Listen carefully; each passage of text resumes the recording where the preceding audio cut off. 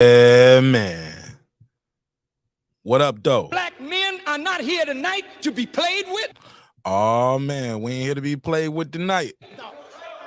They are here tonight because they want to change in their life and they want to change in their community. You already know what it is. You know what this is, man. You know what this is.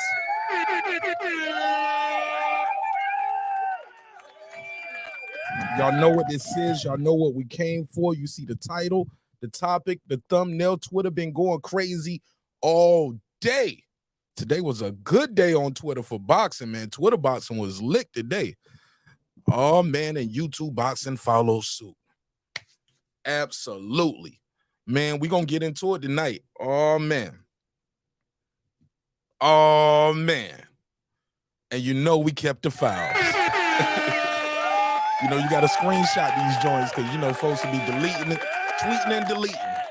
But no, not King Crawford. King Crawford said, I stand by what I said. I mean what I mean. And it was beautiful, man. It was beautiful. Oh, it was lit. It's lit. Twitter boxing was lit. We had Shakur and Frank going back and forth. We're going to talk about that as well, but I cannot bury the lead. We got to go right into this Terence Crawford, Danny Swift Garcia back and forth. Also, Keith Thurman responded with an interview. So let me run this 5-minute intro, break this thing down. I'm going to drop the link out there so we all can chop it up. Phone line's going to be open, the whole shebang. Yeah, it's a pop-up episode, and we right here in the neighborhood with your favorite neighbor, your man Mark Nash. Let's get it, baby. This is my passion. And if it's your first time here, man, you new to the show, man, please drop your area code. Let people know what side of the earth you roaming the turf, all right? Man, this is going to be a good one. Let's get it. This is my passion. This is what I love to do. But some days, sometimes, I'm just like you, man. I hate this job. Damn, I hate this job. Damn, I hate this job. Damn, I hate my job. Damn, I hate this job. Oh, just like you. Damn, I hate this job. Man, I hate this job. Man, I hate my job. From a good dream I wake, sun rays on my face, planning out my day, hoping this ain't the one that I catch a case. I feel so good, I feel so straight. My manager keep calling me saying, hurry up, you late. Hurry up, you lay off. Y'all, man, I hate this job. Man, I hate this job. Been trying to play it cool, but it's hard to play it off. I've been hanging on to this bush, cause my car still ain't paid off. I know I'm on my way up, my boy just got laid off, so y'all, man, I hate this job. Man, I hate this job. These hoes here so ratchet, these niggas here so sneaky. Y'all don't even really pay enough for y'all to only pay bi-weekly. I'm trying to double up my cash, take this job, shove it up your area. Yo, man, I hate this job. Sometimes I wanna say, walk in and slap my boss. This shit is getting hard. Damn, I hate this job. Gotta make it out of this struggle, bruh. And I don't really mean to take it out on you. You just a customer, but damn, I hate this job. Damn, I hate my job. Damn, I hate this job. Damn, I hate my job. Damn, I hate this job. Damn, I hate this job. Damn, I hate my job. Damn, I hate this job. We're the reason why your stockholders always stay afloat. Yet I'm asking, are they hiring? Like everywhere I go, schedule will say 9, but I think it's fine if I clock in at 9:04. I work 40 hours a week plus overtime just to be bro. So y'all, man, I hate this job. Hate that I applied. So much has transpired since the day that I was high. Told me I could advance, but you were telling me lies. Gotta give your notice before I quit, but you don't say shit right before I'm fired. Damn, man, I hate this job. Sometimes I wanna say, walk in and slap my boss. This shit is getting hard. Damn, I hate this job. Gotta make it out of this struggle, bruh. And I don't really mean to take it out on you. You just a customer, but damn, I hate this job. Damn, I hate my job. Damn, I hate this job. Damn, I hate my job. Damn, I hate this job. Damn, I hate this job. Damn, I hate my job. Damn, I hate this job. You and your procedures, you and your protocol, you and your policies, none of that shit don't apply to me. You and your quotas, You and your standards. You and your 2 sick days a year. Y'all niggas bananas. Wonder why the postman's posted with hammers. Going postal with Popo on camera. His wage got him enraged. Stressed out, it's hard to maintain. He flips the middle, grabs his. He said, if you don't get the picture, I quit, you ain't shoot. Mother, man, I hate this job. Sometimes I wanna say, walk in and slap my boss. This shit is getting hard. Damn, I hate this job. Gotta make it out of this struggle, bruh. And I don't really mean to take it out on you. You just a customer, but damn, I hate this job. Damn, I hate my job. Damn, I hate this job. Damn, I hate my job. Damn, I hate this job. Damn, I hate this job. Damn, I hate my job. Damn, I hate this job. Look, man, I hate this job. I put my pants on one leg at a time, just like you. I'm out here trying to take care of my family. Damn, I hate this job. It's not always glamorous, for real. But I do what I gotta do for me and mine, you know? Damn, I hate this job. Damn, I hate my job. Damn, I hate this job. Damn, I hate my job. Damn, I hate this job. Damn, I hate this job. Damn, I hate my job. Damn, I hate this job. Damn, I hate this job. Damn, I hate this job. Damn, I hate my job. Damn, I hate this job. I'm just like you, nigga. Damn, I hate this job. Man, I hate this job. Man, I hate my job.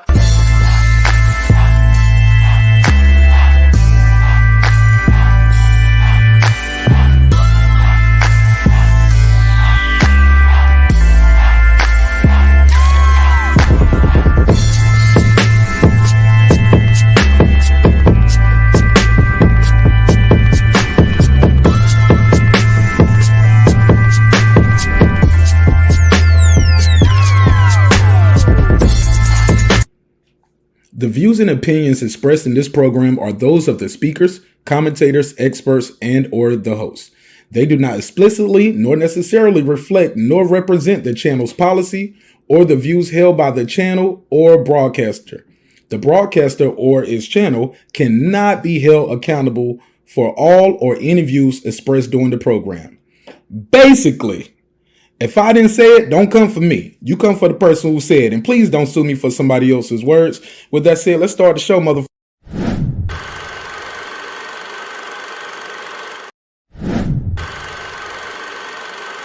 Let's get it, baby.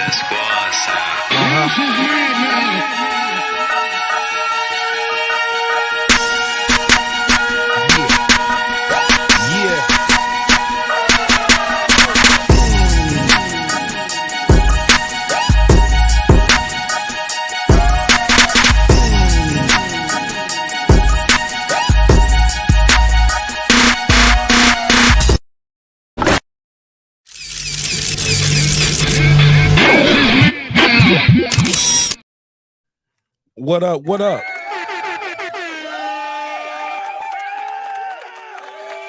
Yeah, man. Here we go. How y'all feel? What's the deal? What's popping? What's happening? What's going on? You're back in the lab with your favorite neighbor, your man Mark Nash. He is I am he. Special edition, man. Pop-up episode over here, Breaking Beats, man. I had to pull up and pop out for this one. Had to. Oh my God, Twitter was lit today. Twitter was lit. Boxing is lit as usual, per usual. But we're gonna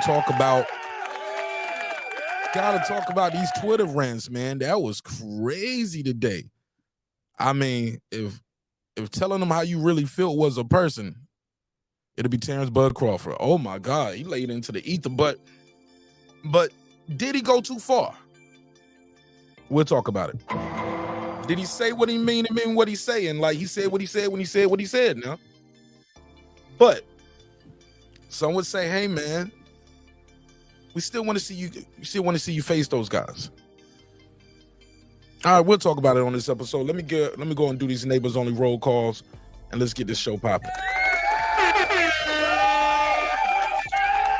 All right, less than 100 away from 17K, man. Less than 100 away from 17K. Couldn't do it without you. Definitely couldn't do it without you. So let's take it from the tippity. Peace. Wrong button. What up? My boy, I am Cam Edwards. What up? Deuce. What up? Is that Stephen Brimley? Unbiased fan Brim Reaper. What up, gangsta? Michael James 616. What up? Johnny Goodman. What up? Stone Tangerine. What up? Big Hova. What up? Megazar. What up? Ace Retro. What up? Ill Status Boxing. What up? Patricia Shelton. What That up? guy Clips 330. What up? Stephen Bateman all the way in Australia. What's poppin', Australia? What up, gangsta? I know boxing. What up? Ricardo Johnson. What up? Wanda Villa, the Rilla, aka Epoxy Magic. What up? AJ Don't Play. What up? Electro Jazz, they getting its bread. Congratulations on the new crib, homie. What up, gangsta? My boy T.Y. Stay Fly all the way in H-Town. What up? Miguel Ramos What up? on the mic with Terence Bailey Sr. What up? Turn this up a little bit. Oh, let me turn that music down. The music loud like that. Let me turn it down just a smidget. She got me ready to bust a verse in here on y'all niggas. There we go. Turn it down just a little bit. All right, there we go. There we go. There we go. All right, where was we at? Miguel Ramos. What up? On the mic with Terence Bailey Sr. What up? XO Factory. What up? Dub Right Side. What up? Golden, Mr. Golden State Holding, aka the Back End King. What up? Raheem the gangsta? Dream Soto. Raheem the Dream Soto all the way in Philly. I know Philly ain't liking the news today, but we're gonna talk about it. What up? Like that. What up? Girl behind the mic, aka What up, Memory. gangsta? John Nori came to tell his story. What up? Major Key Boxing. What up? Cooking with the champ, aka Champion Heart. What up? On the floor with Shelton Moore, What up? SLG, What up? Sam Meth, What up? Kendall, What up? D-Lo 404 Boxing, What up? Karma Serene with the Serene Saturdays, What up? Nick Rich in this beach. Shout out to Nicky in Central Florida. What up? What up, gangsta? Aaron Parker, the Big Talker. What up? Taylor Bell with TapTechUnlockSim.com. Unlock your next device today. What up, gangsta? Transcend Sports Channel, my Filipino brother from another all the way in Canada.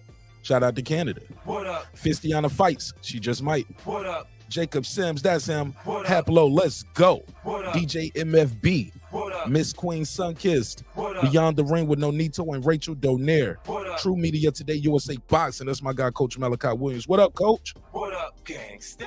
Porto. What up? Food Revolution, aka Foodie with the beauty. What up, gangsta?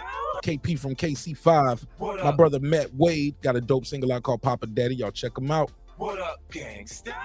Beyond Above Media. What up? Pittsburgh T, aka Mark. That's not true. What up, gangsta?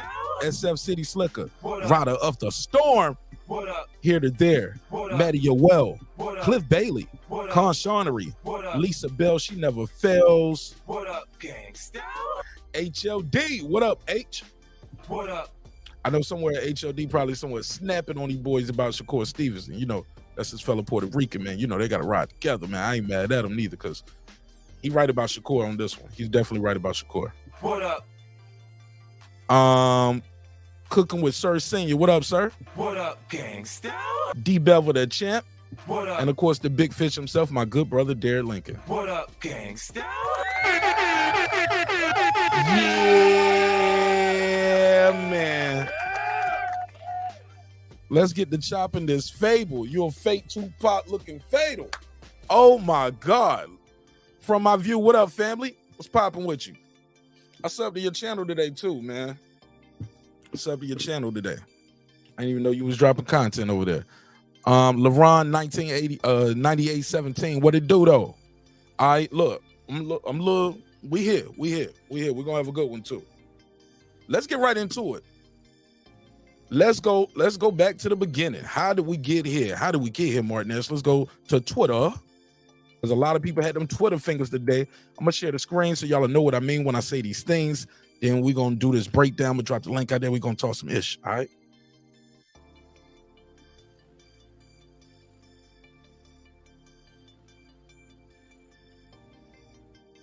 Okay. I'm sorry, I was listening to something right here. Somebody shout out to Boxing Bird, aka my girl Nike Tyson. Knockouts with Nike. She had put something up with Danny Garcia. Had me rolling right there. All right, so look, let me share the screen. Boom, boom, boom. Where we at? I left my glasses in the car. So when I drop the link out there, somebody join the panel, I'm gonna sneak to the car and grab my glasses and come back so I can see this shit better. All right, let's get right into it. Let's go to Terence Bud Crawford. Hottest topic in boxing, man. I mean, every time See, people just think we just talk about Terence Crawford because we like Terence Crawford, what we do, and we support him. But this ain't even no fanboy-ish. Like, homie's name is always popping and trending out there. One of the hottest topics in the game, man. One of the hottest topics in the game. So let's go right here. Let's take it from where he started at. Let's take it from the tippity, then we'll go to the replies, all right? Let me zoom in on this joint. Yeah, man, you're going to need a bigger lens. Here we go. Let's get it. Oh, yeah. I didn't click like and retweet. Let's go. I was so busy trying to drop the content when I saw it. All right. Shout out to everybody who's here early. Rider of the Storm, drumming for life. What up, fam? All right, so boom. So this is what set it off. I don't know what set this. Oh, I do know what set it off. Put a case on me. I know what set it off. So Danny Garcia did an interview on Fight Hub. I'll spare you the interview. Basically, he said, maybe down the line he can fight Terence Crawford. Matter of fact, get it. Let's play it. Let me plug it in. We ain't playing around with it. Let me plug this in. Let's plug this in. Let's talk about it. We'll find a spot real quick so we can hear what Danny had to say and how we got here. And go to Danny Garcia. But basically, in a nutshell, he was saying like, yo, me and Terence can fight later, maybe at 140. Or something to that degree. Let me find it. Danny Garcia. Here we go. Damn, it was 26 minutes. Damn, I don't want to find all it. I don't know where that's at. All right, so I'm going to skip that part because it's just one line of the interview, 26 minutes. I ain't about to go through all 26 minutes for that one line. But basically, he was talking about fighting Terence Crawford later on. She said, not typo. She said, I laughed at what was going on, but the Twitter stuff is not for me. Oh, not for me. Hey, Lisa, it ain't really for me neither, but I'm up there. Hey, look, I'm a spectator. I'm up there. I'm a fan. And just like you, and I want to hear some of my favorite fighters talk that ish. They ain't gonna get on YouTube and do no channels for the most part. This is how they get out. And they ain't always posting no pictures on the story. They can just type and go. So yeah, that's why I like it. Get connected right to the fighters. So with that said, this is what Terence Crawford led with today. Oh, what you said about 140? Who talking about 140? What happened? He said it's funny how all these fighters want to fight me now, but back then, all they I can't see. Let me scroll that over. He said, but back then, all they could say was, I haven't fought nobody. But now they begging, looking for a check. Ha ha ha, can't make this up. He continued. He said, all these fighters that was claiming to be their own bosses was hiding behind the term, quote, call out, end quote. Now they talking like they can fight whoever they want. Boy, y'all some pawns. Go sit down. Woo, I love this energy. That's that undisputed energy, two-time undisputed energy right there. He said, y'all created a whole term. He on the wrong side of the street. Hold on, let me do the bitchy voice. He on the wrong side of the street. Winning boxing. Oh, I'm sorry. Winning boxing. Take it up. There we go. Winning boxing. Have you ever heard some ish? Well, he says sit, but you know what he mean. Winning boxing. Have you ever heard some sit like that till I move up?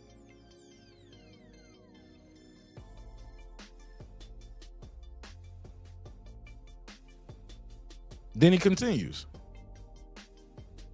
Like this one, he said, they did me dirty. Had all these people that don't know anything about boxing all trying to discredit my accomplishments. He right about that. Now, he is right about that. Now,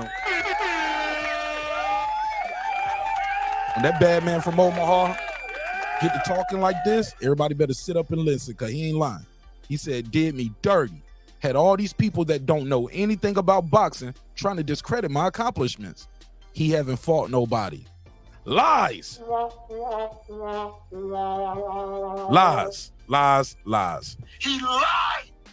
Y'all niggas worship him. He said, but nobody wanted to be that so-called somebody though. Now, when you're right, you're right, but now when you're right, you're right. He said, they say I ain't fought nobody. But nobody wanted to be a somebody though. He right. He continued on. Oh, he won't done. He said, they say the cream always rises to the top. And it looks like I'm the last man standing. Oh, he rubbing it in. All y'all boys out here getting beat, getting your titles taken. Oh man. He said, it ain't fighting either. He said, they say the cream always rises to the top, and it looks like I'm the last man standing. I know y'all mad about it, but it's not my plan. This is God's plan. Now I love it. I love it. What up? Now you know Danny Garcia wasn't gonna be sitting around letting that shit fly. What up, gangsta? Philly boy. The Philly boy. Wait. Somebody said, Aaron did you the dirtiest. He said, and I learned from it. Somebody replied to somebody, you really beat my guy really bad. He said, it's okay. He's a great fighter. He'll be back. Oh, he was replying to everybody. Somebody said one elite fighter at 147 is weak sauce. He was like, yeah, I know. Funny, you're begging for a fight with Canelo, but you throw shade at fighters wanting to fight you. He said, never beg. I'm good and been good. Yeah, he was replying. Let me see. Now let's see what Danny had to say. Because Danny Swift Garcia, he said, he replied to how the tables are turned. Danny Swift Garcia, he's like, oh, I forgot to read that part. My, how the tables are turned. Danny Swift Garcia and Keith Thurman, you will never, and I mean never, get a shot at the top dog. And that's me. Y'all hoe asses didn't want no smoke. You fuck ass nigga. Nah, he didn't say that. I'm sorry. He didn't say that. I'm joking. Put a case on me. He didn't say that. He said, y'all hoe asses didn't want no smoke when I wanted to fight. Remember? He said, now y'all want to fight so bad.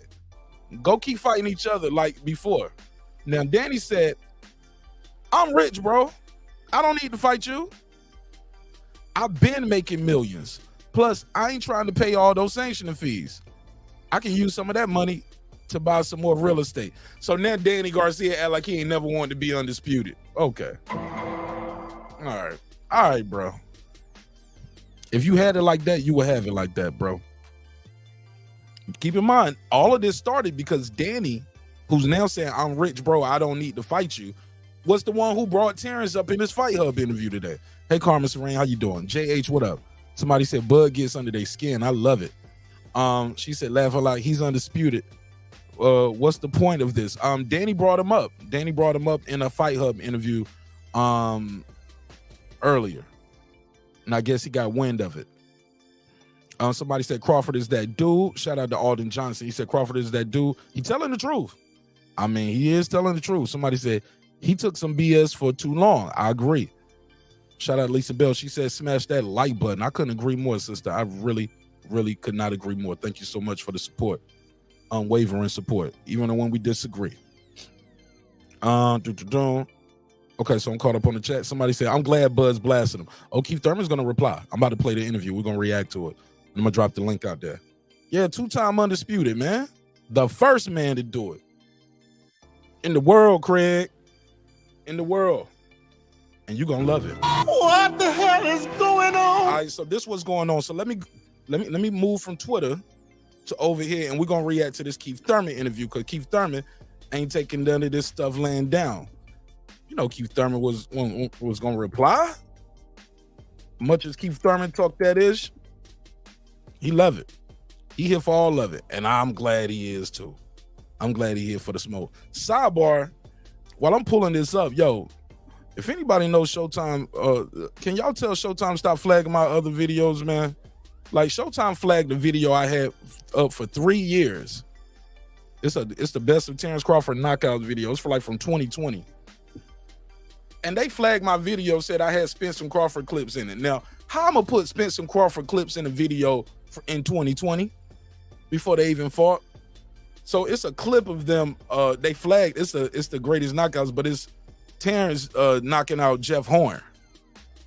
And they think Jeff Horn is Errol Spence, yo. Like, what the hell is going on over there at Paramount? What the hell is going on? Same day, this morning, flagged another video from 3 years ago.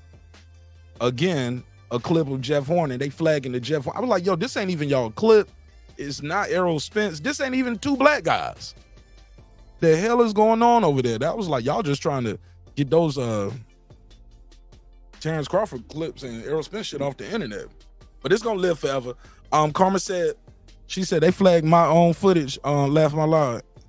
I hate them. Yo, they the worst, man. They the worst at trying to, like, you gotta do some crap. You see how I got this stuff? I'll email you, Carmen. I'll give you a couple tips and tricks. But I heard they've been doing that with people like who was at the fight and you filmed anything at the fight. They've been flagging those people too. At least they ain't giving everybody strikes though. But yeah, they're giving that claim out, and they blocking it though. They blocking it. They want you to get Showtime and Paramount so you can watch it on their joint. I mean, little clips too. It was like, yeah, but it wasn't even their clip. It was an ESPN top ranked clip, and it was Jeff Horn, not even Errol Spence. But that's neither here nor there. All right, so look, let's play this interview, and we're gonna react to it. It's a short one, and right after that, I'm gonna drop the link and y'all can pull up and chop it up with me. Tell me what y'all think, because here's the question of the night: should Terence Crawford still entertain fighting Danny and Keith? Those are still good names, right? And yes, Karma, he did move up, and that's what he was talking about. He was talking about he might fight, you know, since Crawford moving up in weight, he said, shoot, maybe I can fight him for the WBA after he get that fight. But the problem is that WBA is going to come with a mandatory. That WBA is going to come with a mandatory. So he will have to fight the winner, then he's going to have to fight that the mandatory. Which is weird because I thought the WBA Super don't supposed to have no mandatories. But he's going to have a mandatory? Huh? Never heard of it. I tell you, man, they do whatever they want to do. This is their sport, and we just in it, man. We are just in it. This is their sport. She said, I heard Top Rank don't flag like Showtime. They don't. The Zone and Showtime and some of the worst, man, they're going to get you up out of there. They're going to get you up out of there. You got to get real creative with the editing for them. Where we at? Somebody said this. Oh, I need to make that bigger so I can see what the hell is going on. There we go. Somebody said, this is the Crawford I like, letting people know out there that never gave him a chance. I remember everything you don't deserve. I remember everything. You don't deserve no title shot at the best. Y'all did me dirty. Them. Yeah, y'all did me dirty then. Yeah, they did him dirty. All right, but look, that's neither here nor there because he definitely getting his lick back today. I know boxing. What's popping? He said, yes, Keith Thurman. Yes, Danny Garcia. No. Thurman fight with Selmore. Really? Why so? So that's going to be the question of the night. Should he still fight Keith Thurman? Should he still fight Danny Garcia? Would you guys be interested in that? Would you support that event? That's going to be the topic of the night. But let's play what Keith Thurman had to say because he responded. There's a few things. One, you didn't beat up a champion, bro. Who are you talking about? Hold on, let me rewind. Cause I know he ain't talking about Bud. Cause Bud beat up champions. Let me call out. No. So let's rewind. So this is my boy Marcos Villegas. It's crazy. That's my boy, man. Man, I'm cool now. Yeah, man, that's my homie right there. They're talking like they can fight whoever they. Not really, not like that. Not like y'all, my homie. He cool though. Every time I see him at the fights, he always show me love, respect, and it's always cool. Boy, some pawns. Go sit down. I believe he added a little bit more, but that's. You know, he added some more. Marco said, I ain't gonna read all of that shit, but like, all right, let's go. It's pretty much. No, there's more. Did me dirty. Had all these people that don't know anything about boxing trying to discredit my accomplishments. He haven't fought nobody. Lies, but no one wanted to be that so-called somebody though. They say the cream always rises to the top. Yes, it and do. It looks like I'm the last man standing. Yes, you I know are. y'all mad about it, but it's not my plan. This is God's plan. God's plan. Yeah, man. Keith Thurman face is not happy looking at this. Keith Thurman is probably sitting there like, damn, it's gonna be another one of these dudes that ain't gonna let me fight. Another one. They're gonna spin it though. I can't wait to see the spin over the next 48 hours. Karma said now. She said now. Is that now? No, she said nah. They both washed up. Come on, man. Look, Karma, you probably right. I think some people gonna want to see it though. Mass Disruption. He said, man, I know Bud got a point, yet I do want to see Bud spark Danny bitch ass. Okay. All right, so let's hear Keith Thurman response. I'll be putting your comments on the screen in between what he says. Please let's not let's not go too crazy, because I don't have my glasses, so I can't even proofread these like I need to. But all right, let's get it. Fuck it. Y'all say what y'all want to. Let's get it. Ain't mad about it, bro. I don't know if Danny He definitely was mad about it. said anything to spark that. I don't know, You know what Danny said to spark it. You know, Keith. There's a few things. One, you didn't beat up a champion, bro. I don't think that Errol Spence would beat Shawn Porter. Okay. Stop. No, Keith Thurman. Now, see, that's what we not gonna do. What you mean he didn't beat up a champion? What you mean? That he changing the rules? See, man, that's what I can't stand about this fucking sport sometimes. So he goes in there, beats Errol Spence. Now Errol Spence ain't no champion. Come on, fam. Never heard of it. Never heard of it. Keith Thurman. I respect you as a fighter. I respect you as a man. I would never do this in real life, but for entertainment purposes, my good brother, I'm gonna need you to hold this. Hold another one. What the hell is Keith Thurman talking about, y'all? He said, what's up, Hap? Haplo, what up? What is Keith Thurman talking about? Errol Spence wasn't a champion? He's like, you didn't beat up a champion. So just because he put on a one-sided ass whooping, it didn't go the way many observers might have thought, spectators and fans alike. Now Errol Spence wasn't Errol Spence. He wasn't a champion. I get it. You can say he didn't look like Errol. You expected better. But come on, fam. You can't say that he wasn't no champion. All right. She said, why Keith Thurman calling grown-ass men kids? Because he old as fuck. There's a few. And balding. He's balding. Hair thin as hell on top, looking like Homer Simpson. Got about 3-4 strings just combed over. Things. And I like Keith Thurman, but I don't like this hating shit. I ain't never respected no hating shit. And this coming across like some hater shit. Let's hear that again. Listen to what Keith Thurman said. Yeah, man. Ain't mad about it, bro. I don't know if Danny said anything to spark that. I don't know, there's a few things. One, you didn't beat up a champion, bro. He lies. He lied. Y'all niggas worship him. He lied.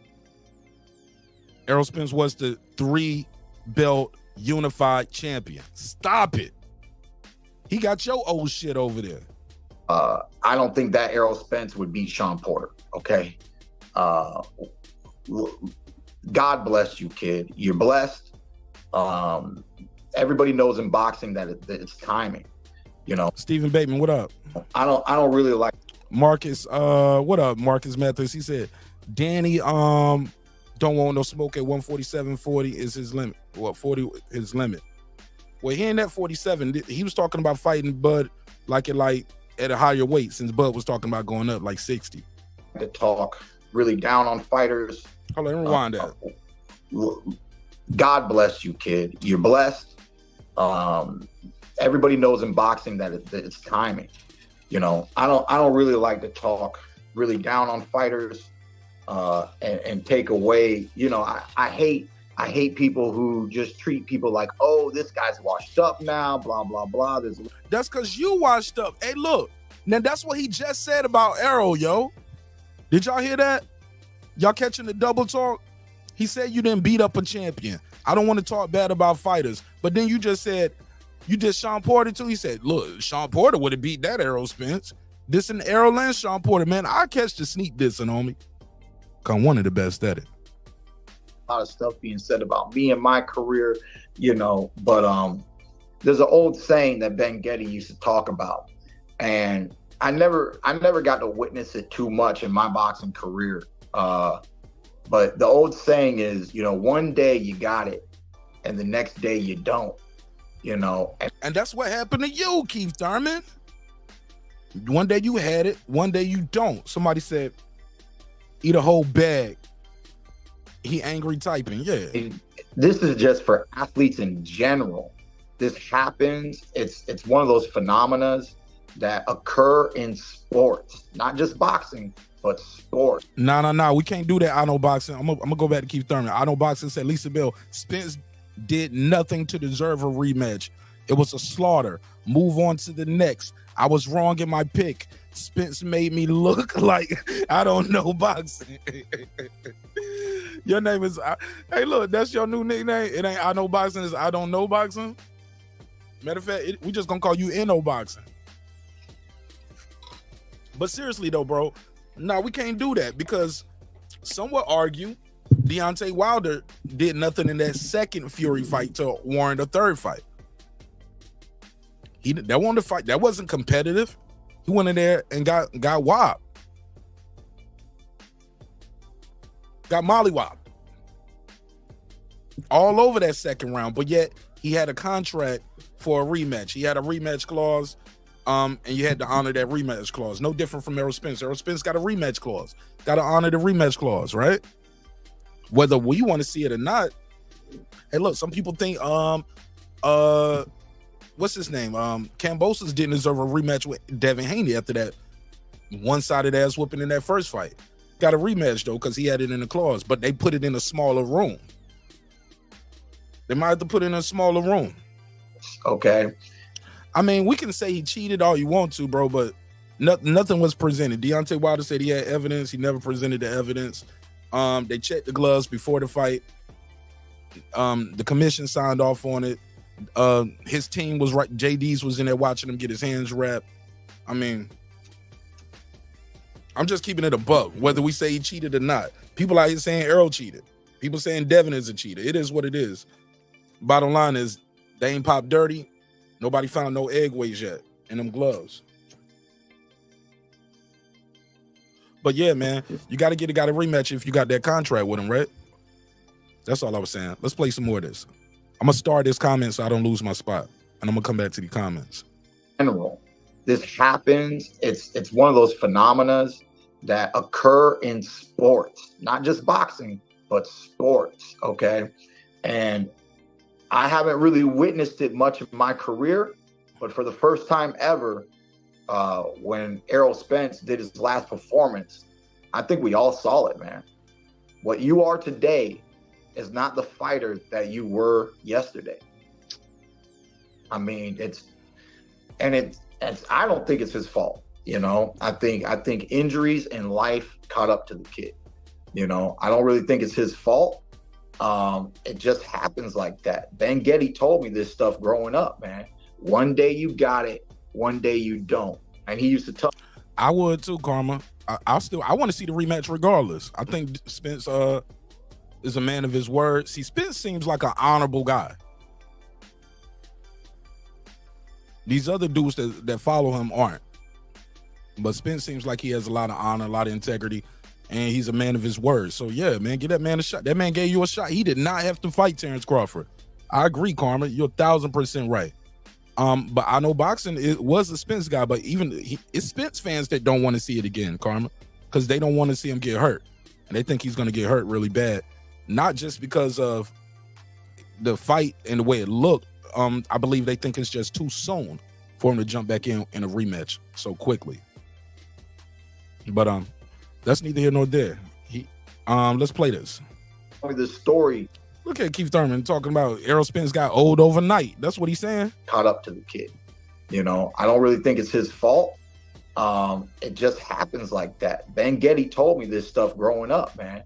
One day you got it, one day you don't. And he used to tell me this story with some of his fighters where he would tell them like, hey, I'm not working your next corner. Like, he would see something and he knows like, hey man, I recommend you're done, you know? But of course they're not done. They go change camps, they make some fights happen, and they just get beat up a few times before they hang up the gloves, and they just get used as an opponent, and their real career is over, you know?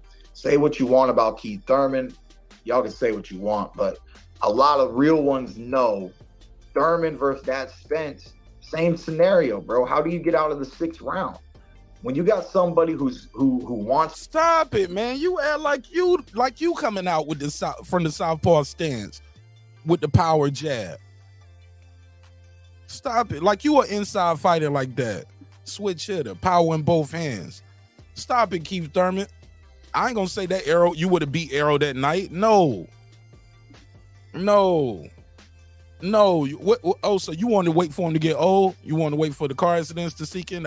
Why you didn't? Yo, you could have been fought Errol. Keith Thurman could have been fought Errol. Hold up, man. Let me give him another one. Bro. Keith Thurman, hold this. What's Keith Thurman talking about? Let's go. To prove themselves, somebody who is looking forward to the biggest scenario, bro. How do you get out of the 6th round? When you got somebody who wants to prove themselves, somebody who is looking forward to the biggest pay-per-view fight of their career, which Crawford did. And you was with old man Pacquiao too. That was the biggest fight of your career. That was the biggest pay-per-view of your career. Did you pull it off? Partner? Huh? Hit him with a French Montana. Huh? Come on, bro. Keith Thurman, stop it, bro.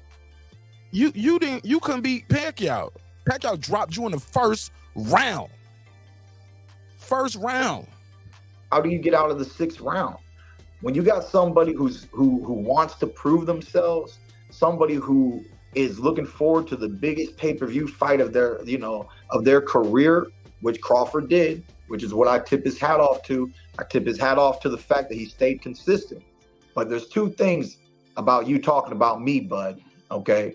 There's 2 things. Thing number 1. Here we go. Let's listen to thing 1 and thing 2. This nigga up here about to do some Dr. Seuss on y'all. Thing 1, thing 2. Let's hear that. Before I do that, Stephen Bateman all the way in Australia. Shout out to the homies in Australia. He said, I heard on a Bud Hater channel that apparently Bud telling Spence he wants more money to do it at 54. And he's absolutely well within his rights to do that. He's well within his rights. The winner has the power. Like, bro, I'm undisputed. I beat you. I took your shit. Snatched your chain, like my boy BVO would say. And then you want to fight again, but you don't want to fight at 147. You want to fight at 1. You want me to give you an advantage. Make it a little more better for me. Since when in boxing do you do that? Since when the loser tells the winner, hey, fight me at a heavier weight. All right, I'll do it.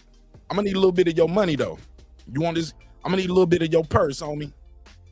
Take $1 million off of that. Remember that? Bet $1 million. Yeah, give me an extra $1 million off your side, and I'll give you another fight. Especially we got to go up in weight. Come on. Listen to this. The bigger guy is asking the naturally smaller guy to go up in weight. 1. All right, let's see what thing 1 and thing 2 is from Keith Thurman. Let's go. I tip his hat off to the fact that he stayed consistent. But there's 2 things about you talking about me, bud. Okay? There's 2 things. Thing number 1. Let's go, Thurman.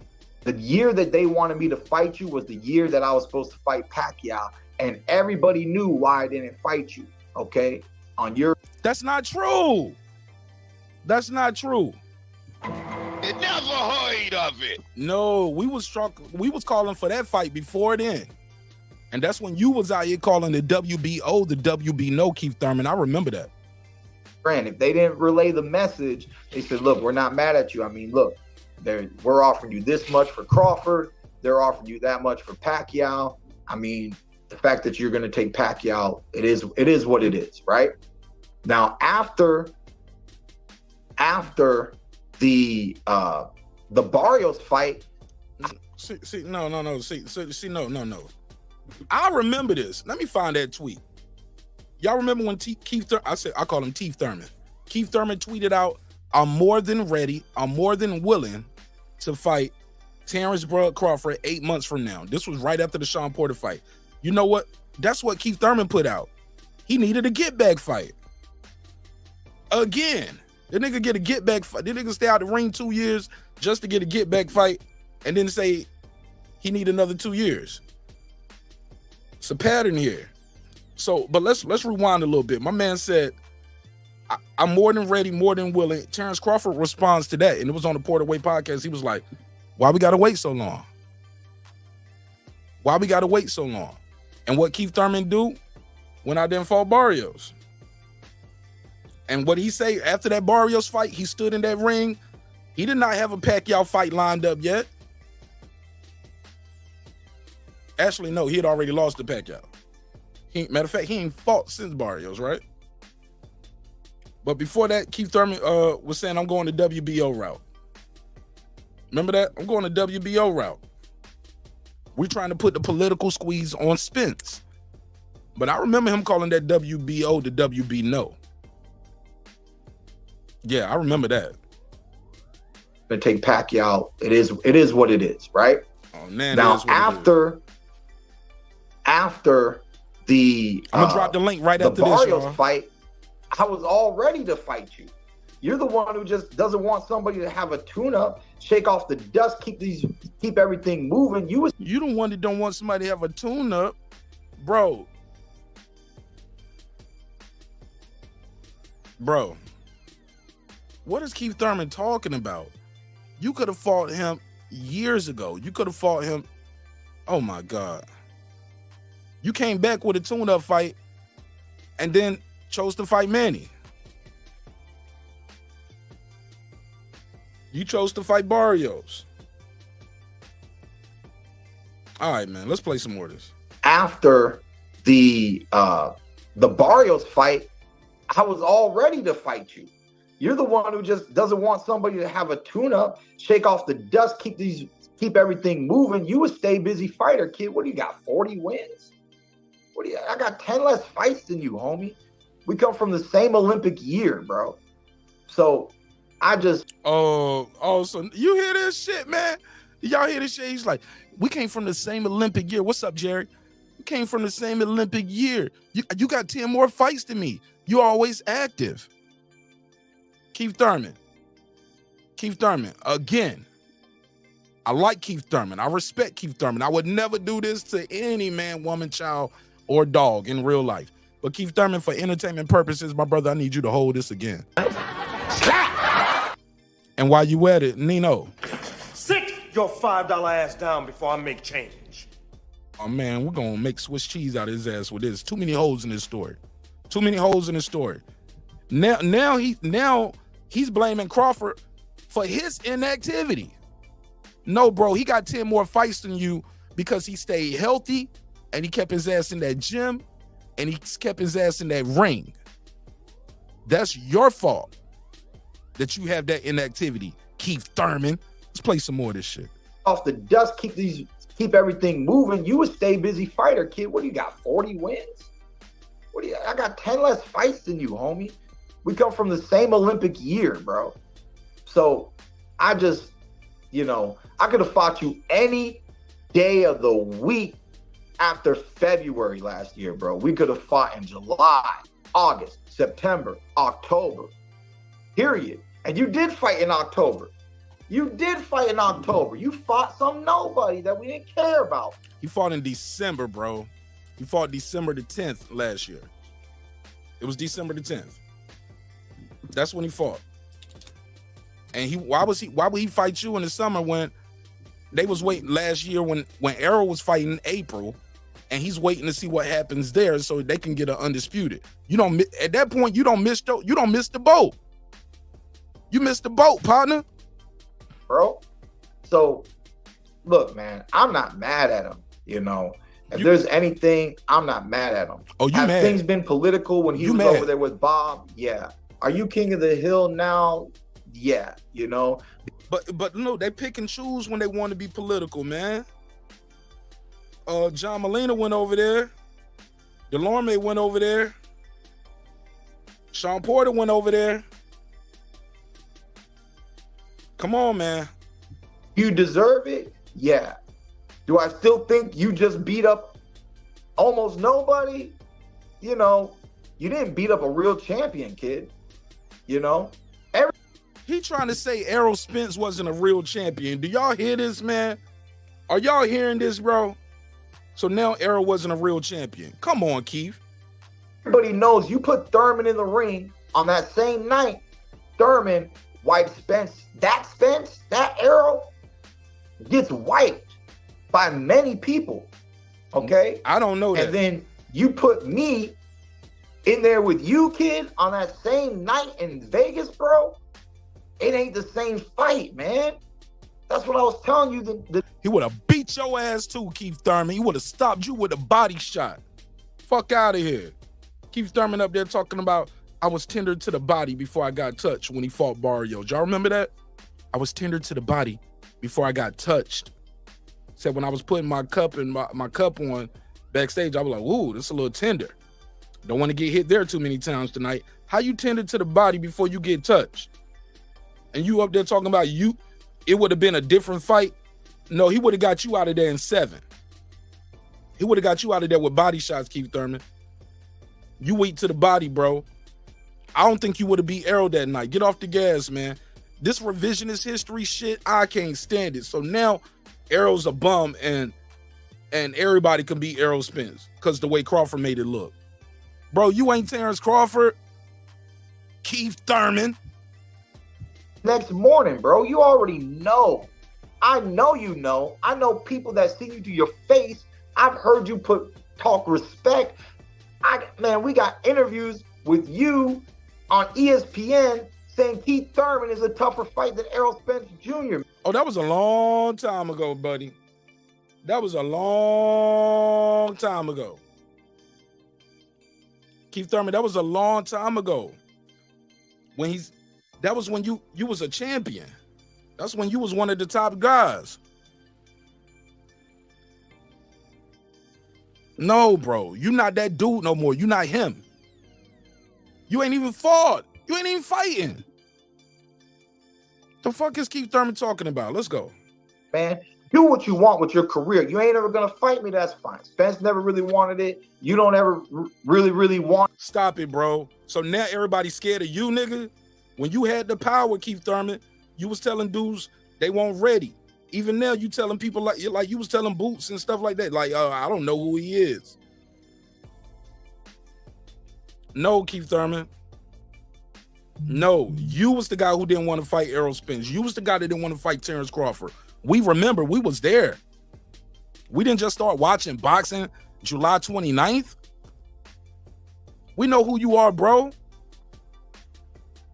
You ain't him no more. Fuck out of here. On ESPN saying Keith Thurman is a tougher fight than Errol Spence Jr., man. Do what you want with your career. You ain't ever going to fight me, that's fine. Spence never really wanted it. You don't ever really want it. That's fine, man.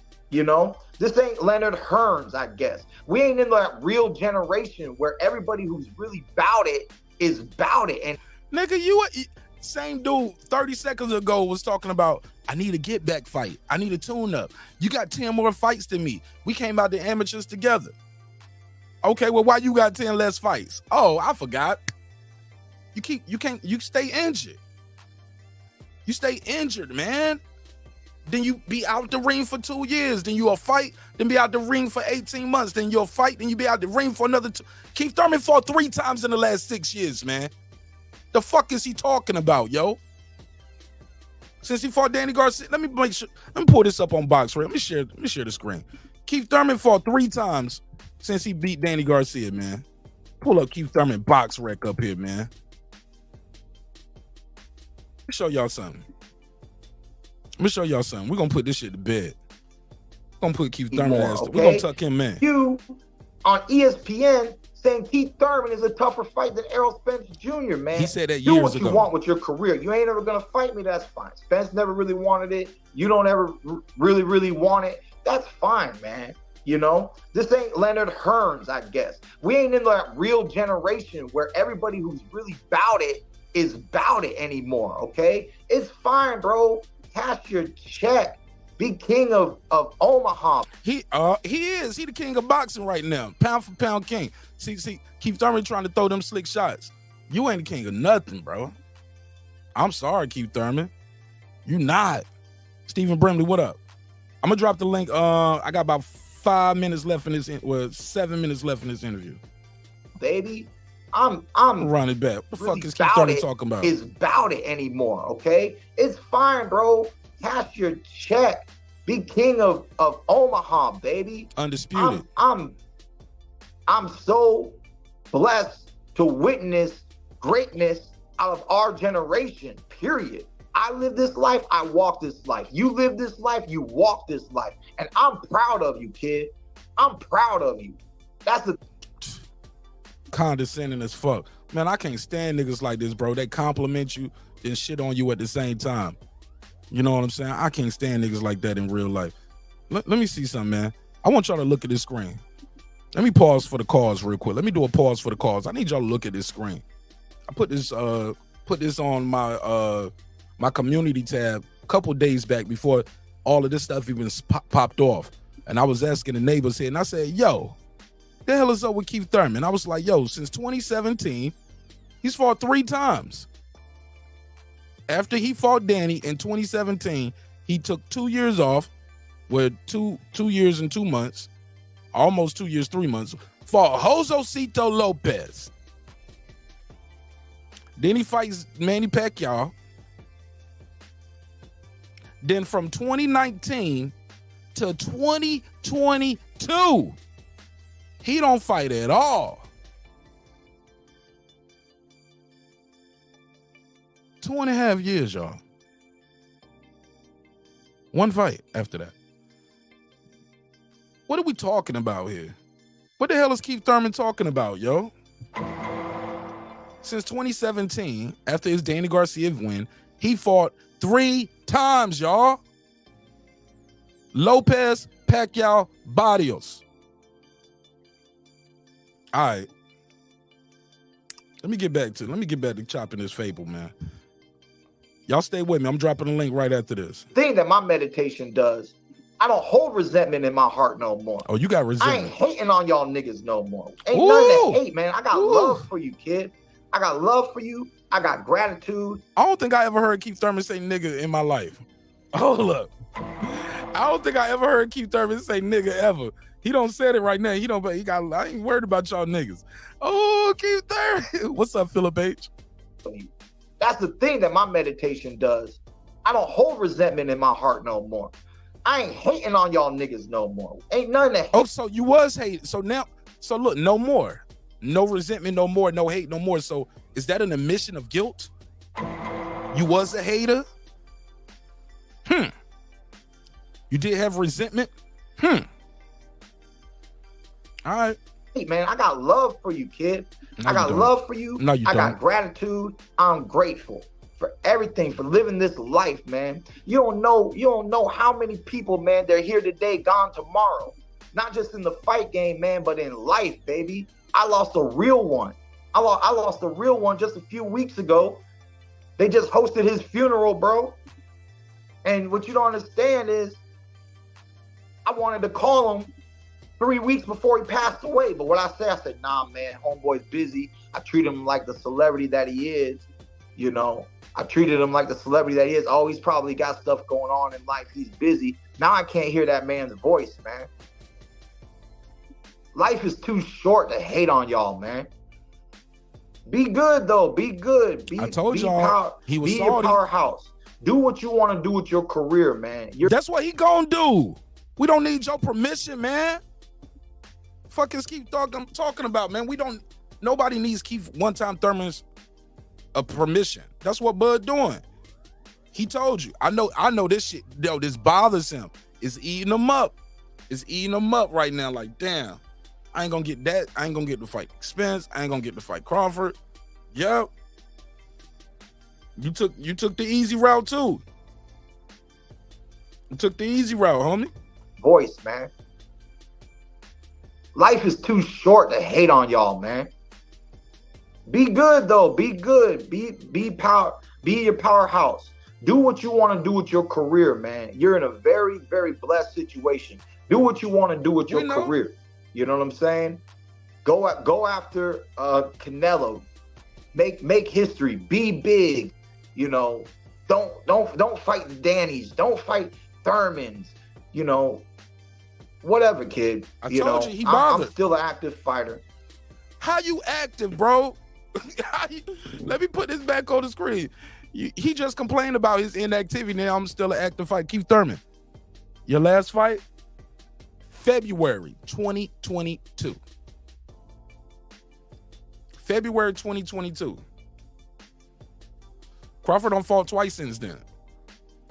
Spence fought twice since then, and he's not even a really active guy. Like, bro, you still an active fighter? Your last fight was a guy coming up from 140 who just took a loss. See, that's Keith Thurman's pattern, like I said. Takes a long layoff, does a get-back fight somebody else, long layoff. You know, don't fight the Dannys. Don't fight Thurmans. You know, whatever, kid. You know, I'm still an active fighter. I love looking for the best fights. And it ain't my fault you the best fight out there. Shoot. It's your fault. You know? No, it's your fault. It's your fault. You could have been one of the best fights out there. Political stuff back when you were with Bob. You're not with Bob no more. You've now fought 2 PBC fighters, bro. But you still ain't seen. Stop it. He fought one of those PBC fighters while he was with Bob. And he fought Delorme. Delorme was a PBC guy back then. If I'm not mistaken, John Molina, PBC guy back then. Stop it. PBC made sent Gary Russell and Loma fight happen. Man, they do them fights cross brand when they want to do them. So get off the gas.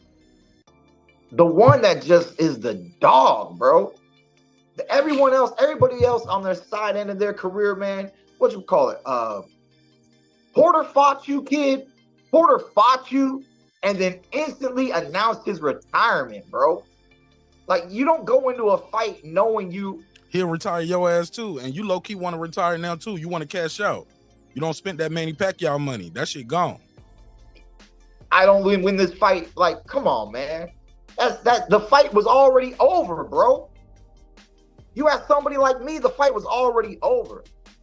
Nobody's a live dog like I told you he a hater. Later years. I told you he 34, 35, 36, 37, 38, 39. I'm going to be the only one that as I get older, y'all going to. So he's still going to be fighting at 40. Like, y'all hear Keith Thurman? He said he ain't going to be hating on these niggas no more. But yeah, he's still hating. Nobody's a live dog like Thurman. In these later years, 34, 35, 36, 37, 38, 39. I'm going to be the only one that as I get older, y'all going to say, is he still in his prime?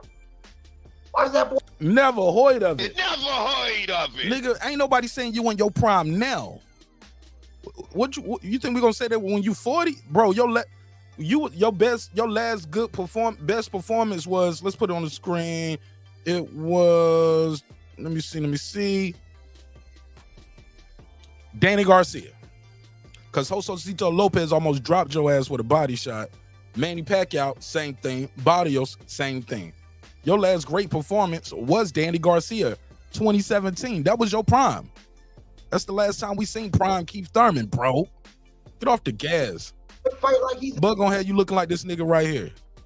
He gonna have you looking like this nigga right here on the screen, bro. Gonna go out the way you came. Bloody. In his prime. I just want it. I want it on a level that, you know, that I've always wanted it, man. So that's all I really got to say for today's comment on Crawford, you know. But this how salty is. Y'all know this Marcos Villegas ain't said shit, right? He read that Crawford tweet. It was about a minute and a half, and Keith Thurman ain't stopped talking yet. Ain't stopped talking yet. Cause he's salty. He mad about that shit. You can just back check his old interviews, bro. You always put respect on my name, kid. That was back then, bro. That was back then. That was way back then.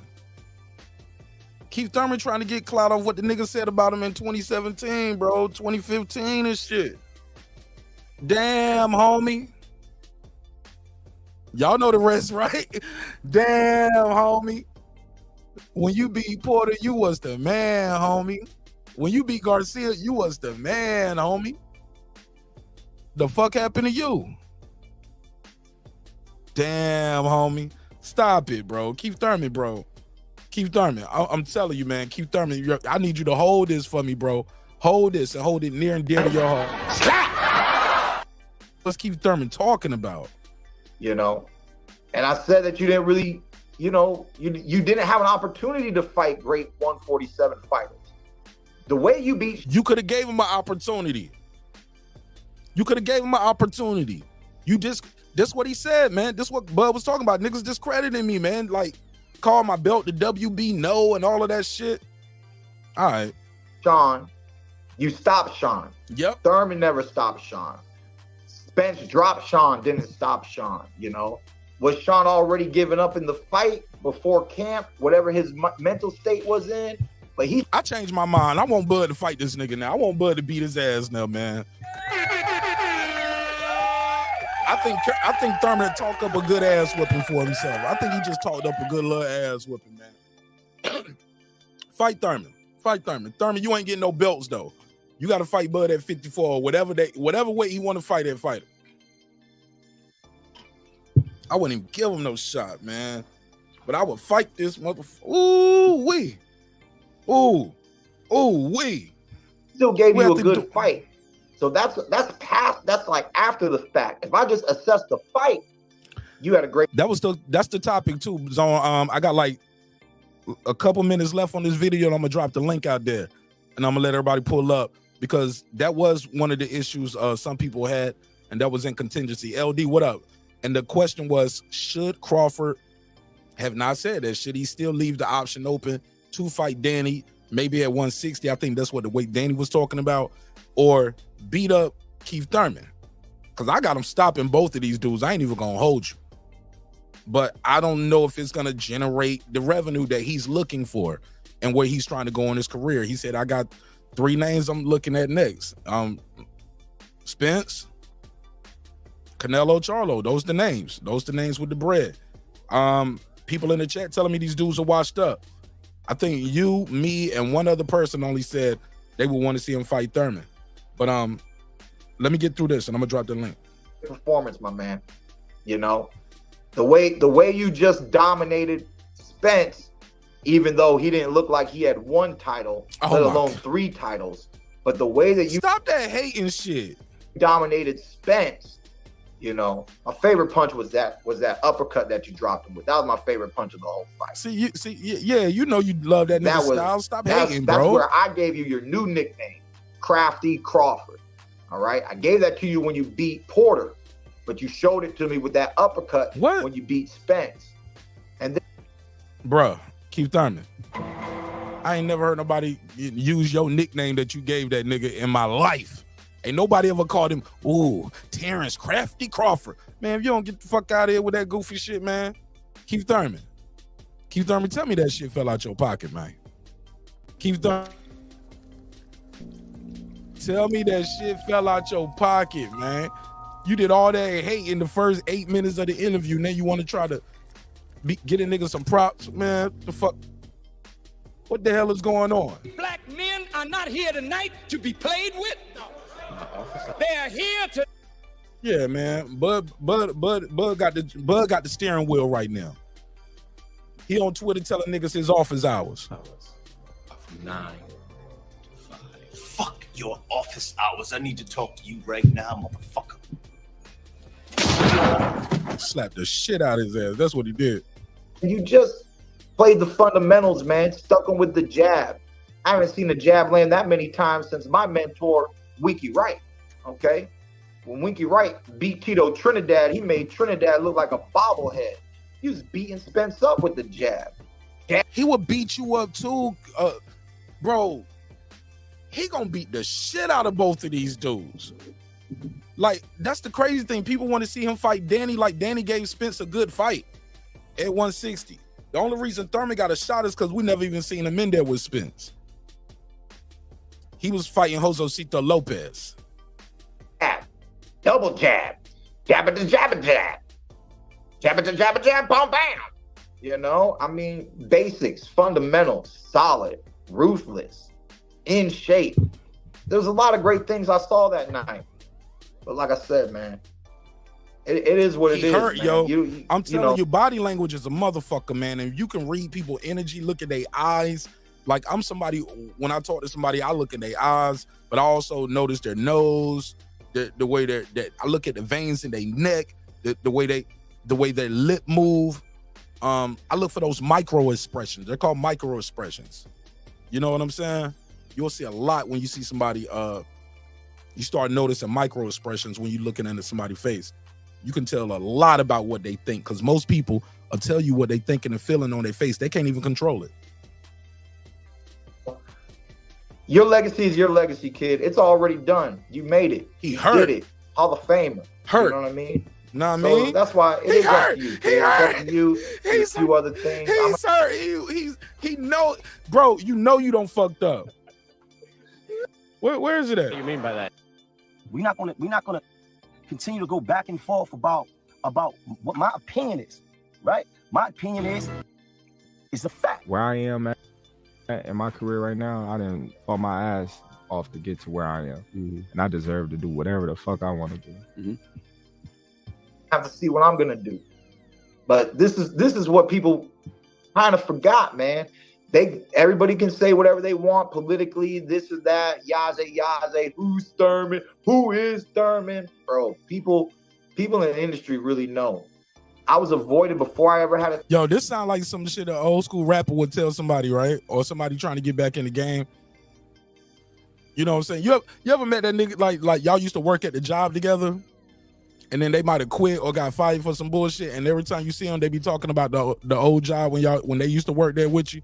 Like, yeah, man, shit, what's up with Danny? That nigga still working over there? Yeah. That nigga still over there on production line. He's still on the production line. What that nigga Terence doing? Oh shit, man, you know.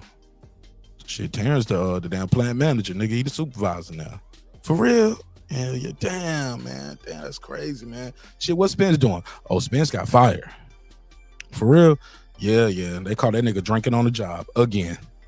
Almost wrecked 3 forklifts. Oh, okay, yeah. Well, shit, what's up with the other homeboy?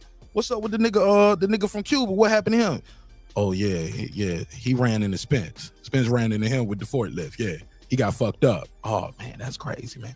Shit, man, y'all, you think they got any more openings up there? Shit, you know what I'm saying? You know, I still got my L's, nigga. I still know how to drive that motherfucker, nigga. I can drive that forklift, nigga. Shit. Nah. We ain't got no openings right now, bro. Oh word. That's cool. That's cool shit. I got this other little job I was working on. You know what I'm saying? Like, I got this other little thing I'm working on anyway. I ain't even like the motherfucking job anyway. You know what I'm saying?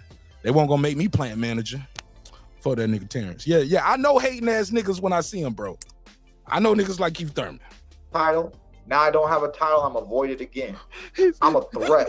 I'm the toughest fight that anybody can have at 147. I'm the fighter that said, I'm not afraid to let it go. And if you can beat me, beat me. And like I told everybody after that fight, when I said that you defeated Spence, Keith Thurman ain't never been defeated. I fought Manny Pacquiao once.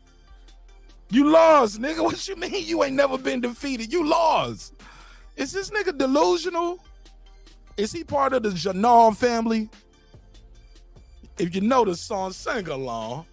First name Delu, last name Janar. This nigga Delusional Jr. in this bitch. Man, don't make me call my doctor and show y'all the dates of when I first went into his office This and was nigga advised to have. This nigga talking about violating HIPAA. He want his lawyer to, he want his doctor to violate the HIPAA law. Don't make me call my doctor. Yo, can you imagine a nigga losing? How delusional are you? You done lost a fight and you up here on fucking Fight Hub telling people like, yo, I got a doctor's note, nigga, for that ass whipping. Okay, whatever. You might have got that. That's, bro, no, it don't matter. You signed something to say you gonna fight. You signed something to say you was gonna fight and you was okay to fight. And if you came in that fight injured, everybody who bought a pay-per-view should sue your ass then. Cause I didn't buy a ticket or a pay-per-view to see an injured motherfucker go in there and fight. So if you out there saying you injured, you was in. Let me play this shit. 2 minutes left. Ain't never been defeated. I fought Manny Pacquiao one-handed. Man, don't make me call my doctor. Oh my show God. y'all the dates of when I first went into his office and was advised to have hand surgery before 2019, and I fought 2 fights in 2019, then had my hand surgery. So like it's whatever, man. But we know the life that we live as fighters, man. This is a different life. This is a different topic. God. Being in the fight game, going toe to toe, blow for blow. This nigga drunk. You know, I'm 34. I'm not 24, man. I'm a father now. My ego has shifted. I But can't the warrior tell. in me is always about it. You know, I don't gotta prove. Keith Thurman. Get your ass up out of here with that shit. What the fuck is Keith Thurman talking about? Yo. Nothing, because I know you know. I know you know.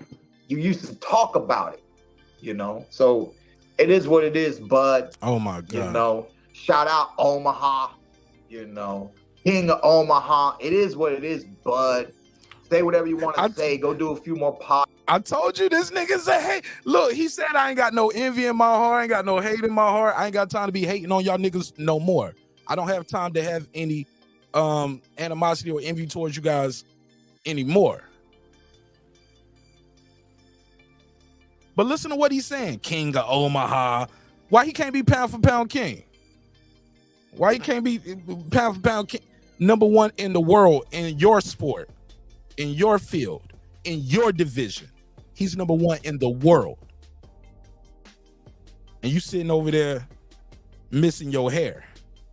You know, so balding, looking scruffy. It is what it is, bud. You Watch know, this. Shout out. I ain't gonna listen to this hate right here. Watch this hate. Omaha, you know, King of Omaha. It is what it is, bud. Say whatever you want to say. Go do a few more podcasts. Go get this easy check. Go get this easy check real quick. I ain't mad at you, kid. He wants to smoke. He wants to get slapped up. He wants the money too. You know what I'm saying? There's so many different ways to get blessings in life. You know what I mean? So you gotta take your blessings when you can get them. You know, if you want to do other things with your career, that's on you, man. I ain't never gonna be mad at you, man. I'm proud of you, man. I'm proud of you. I'm proud of Danny. I'm proud of Mikey. I'm proud of Errol. I'm proud of Shawn. I'm proud of the Bronze Bomber. I'm proud of man. Okay. The Rough Kid. Hold on, let me see. Okay. I'm proud of everyone I ever met in this sport that lives this life and has done something and made a name out of something, because I remember you, kid. Oh my God. I remember when you was a kid, just like me. And this right here, this red, white, and blue, this life we live was nothing but a dream. I remember them days. Oh my God. Remember them days. I love Keith Thurman. That's why I'm different. I love Keith Thurman. That's why I'm man. different, because I'll never forget. And I'll always put my blood, sweat, and tears into this beautiful, aggressive, lovely sport that we call boxing, baby. Tweet whatever you want, homie. Woo! Those are the those are the words of Keith Thurman. And I'm mixed into there a little bit. But look, my boy Marcos Villegas didn't say shit. He read the tweets to Thurman. Took him about a minute and a half to get through it. And the rest was Thurman non-stop. But he ain't got no hate in his heart. He ain't got no animosity. I'm gonna drop the link out there right now while I take this call. 410, you got the flow. Tell them your name, where you from, family. Hey, what's up, Mark? It's Jerry from Baltimore. Jerry the Terra Tasker. Welcome on. Back is broken. What, a vertebrae or what portion? Spinal. Spinal. Right. What's up, Jerry? How you feel, bro? I'm feeling pretty good tonight. How about you, Mark? I'm blessed, man. I'm highly favored, man. I feel so good to be here, man. Hey, look, I'm up here performing like this with no nap today. Old Martin Mark didn't get no nap today. You got a doctor's note? I got a doctor's note. Don't make me get my doctor up here. That nigga said, don't make me get my doctor up here. That nigga started rolling his neck and snapping his... Don't make me get my doctor up here. The fuck is Keith Thurman talking about? Go ahead, you got the floor.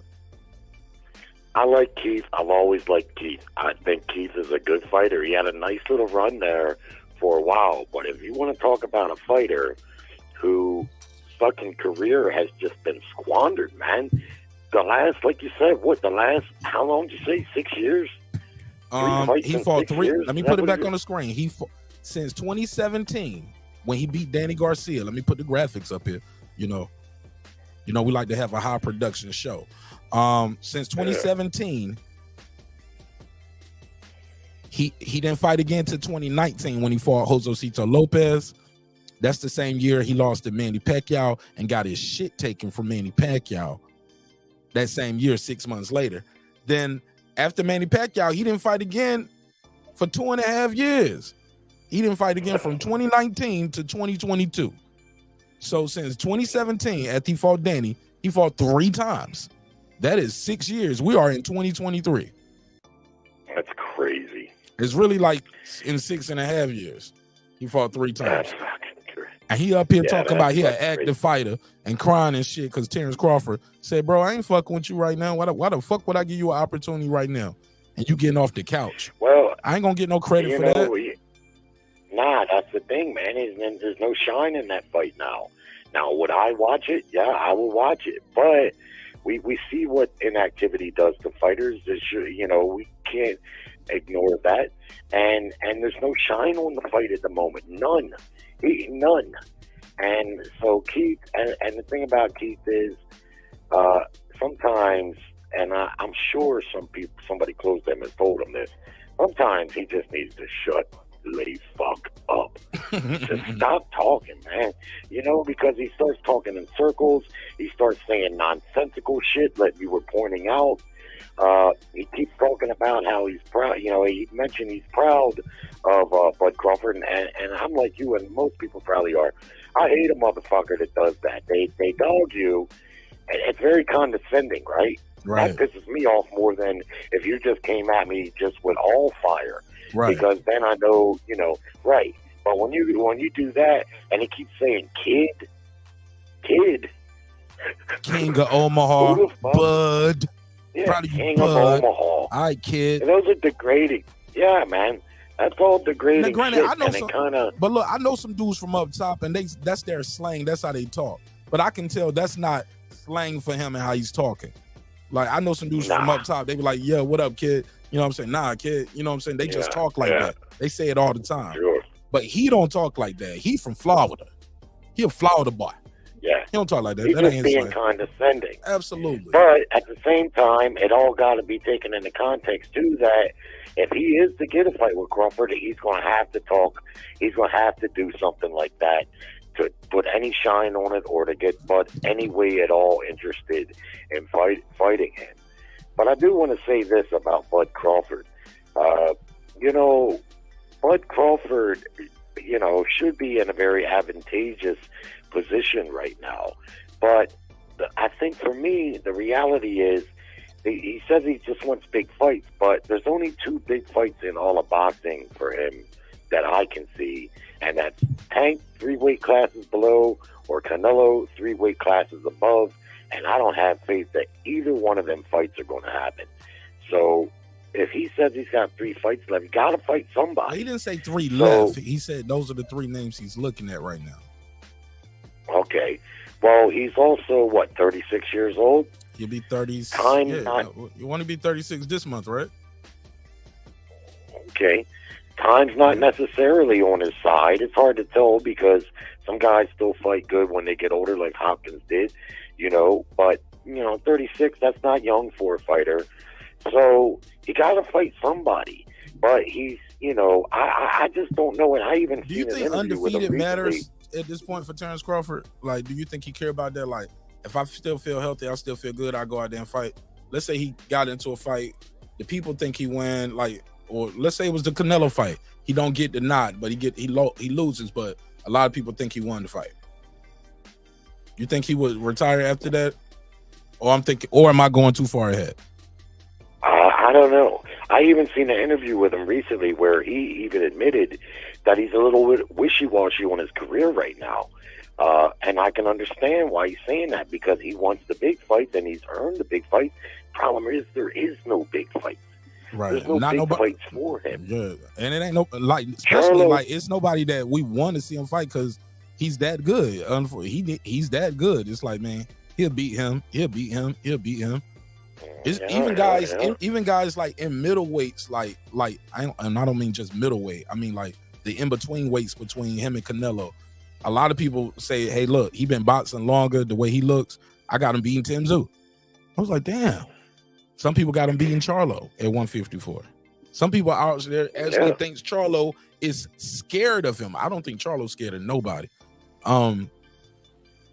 But his energy does seem different when it comes to Terence Crawford.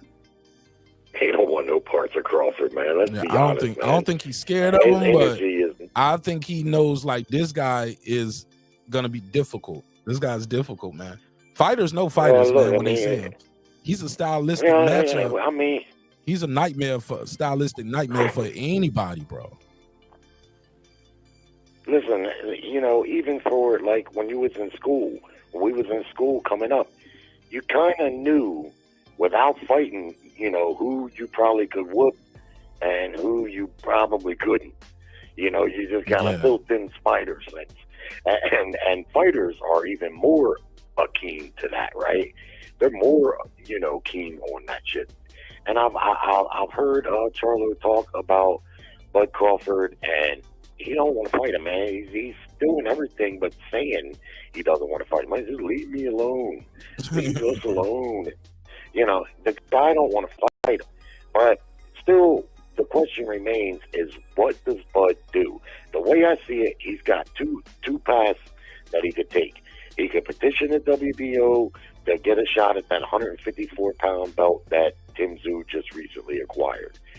And then he could see after Charlo fights Canelo, if Charlo still has those 3 belts, which I guess he would, he could see maybe if he could lure him down to come back to 54 and fight for unification there. That would be the preferred method, I would think. If he can get Tszyu to fight him, because Tszyu just got that belt and he might not want to fight him. I don't know. We don't know if Tim Tszyu gonna beat Mendoza, do we?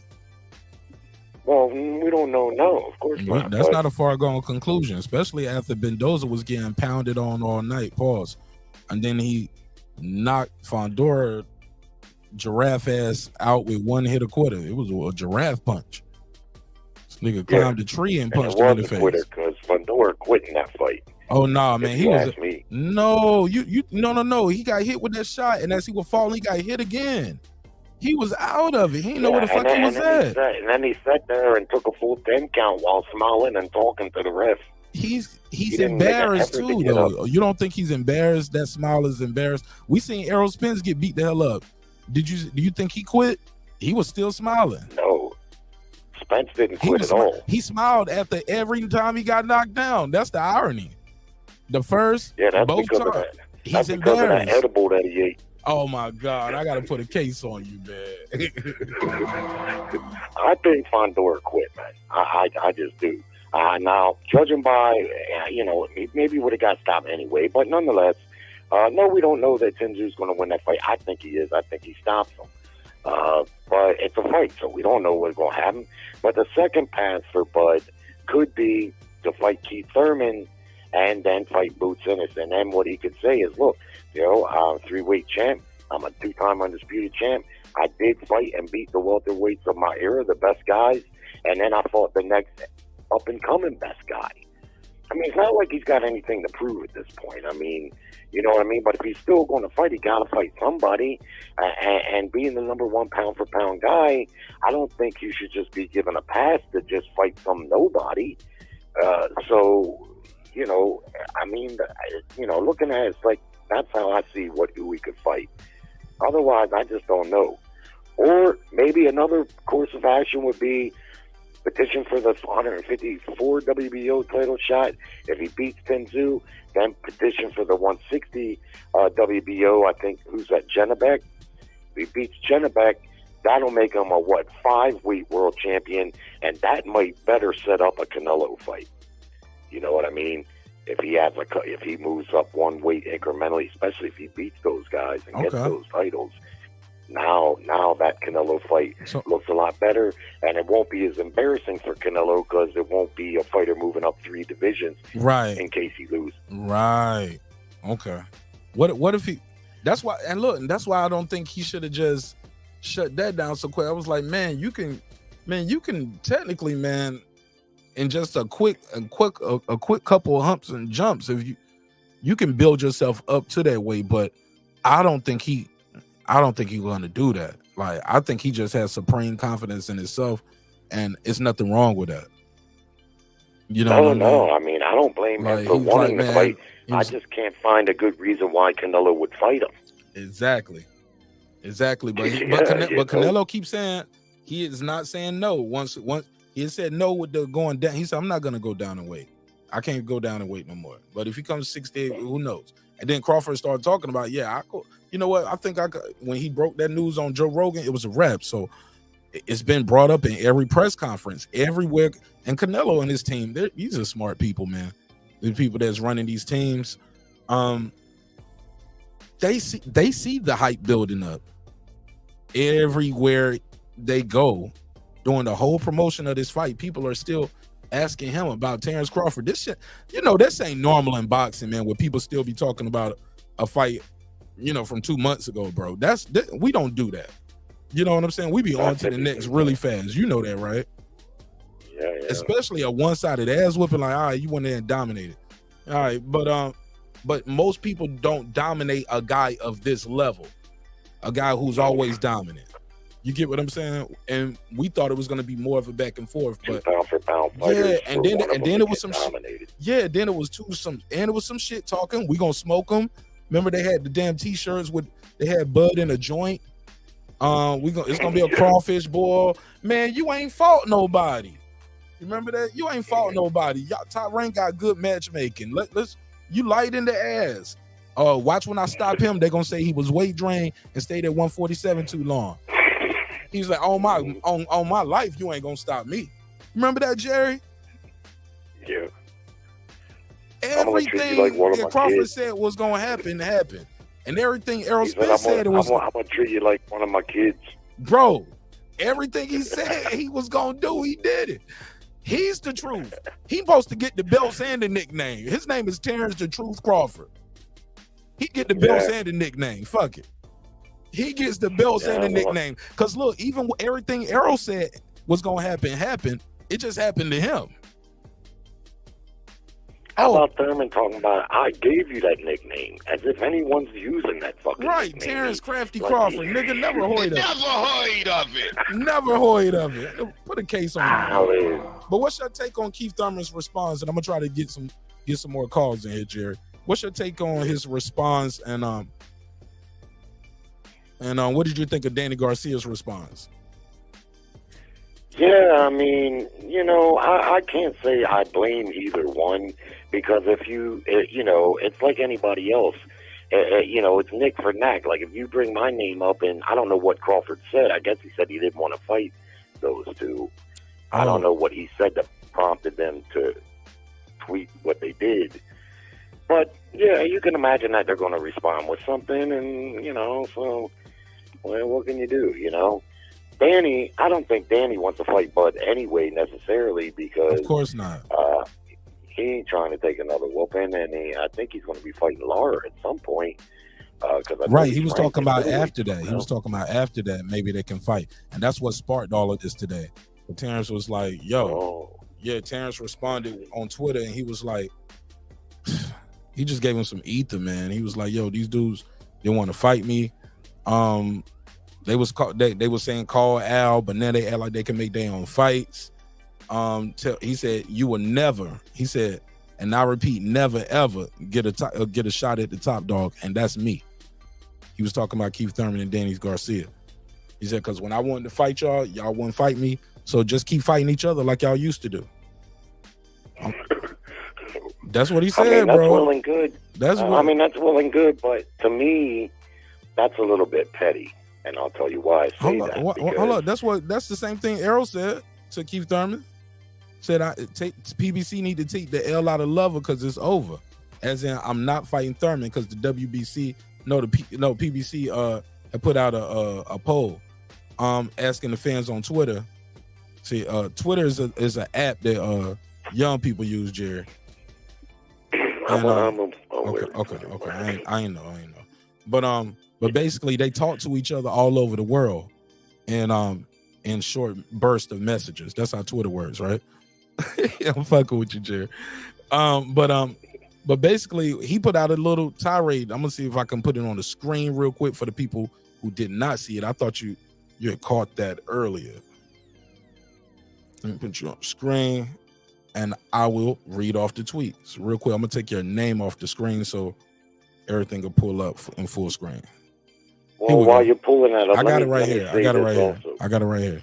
Okay. And you can close out. He said it's funny all these fighters now. What he say? It's funny all these fighters now want to fight, but back in the day, all they could say I wasn't fighting nobody, but nobody wanted to be the first one. Blah blah blah. He said all these fighters was claiming they were their own bosses, was hiding behind a term called Al. Now they talking like they can fight whoever they want. Boy, go sit down somewhere. He said y'all created a whole term. He on the wrong side of the street. When in boxing, you ever heard somebody say some shit like that until I moved up? He said they did me dirty. Had all these people that don't know anything about boxing all trying to discredit my accomplishments. He haven't fought nobody. Lies.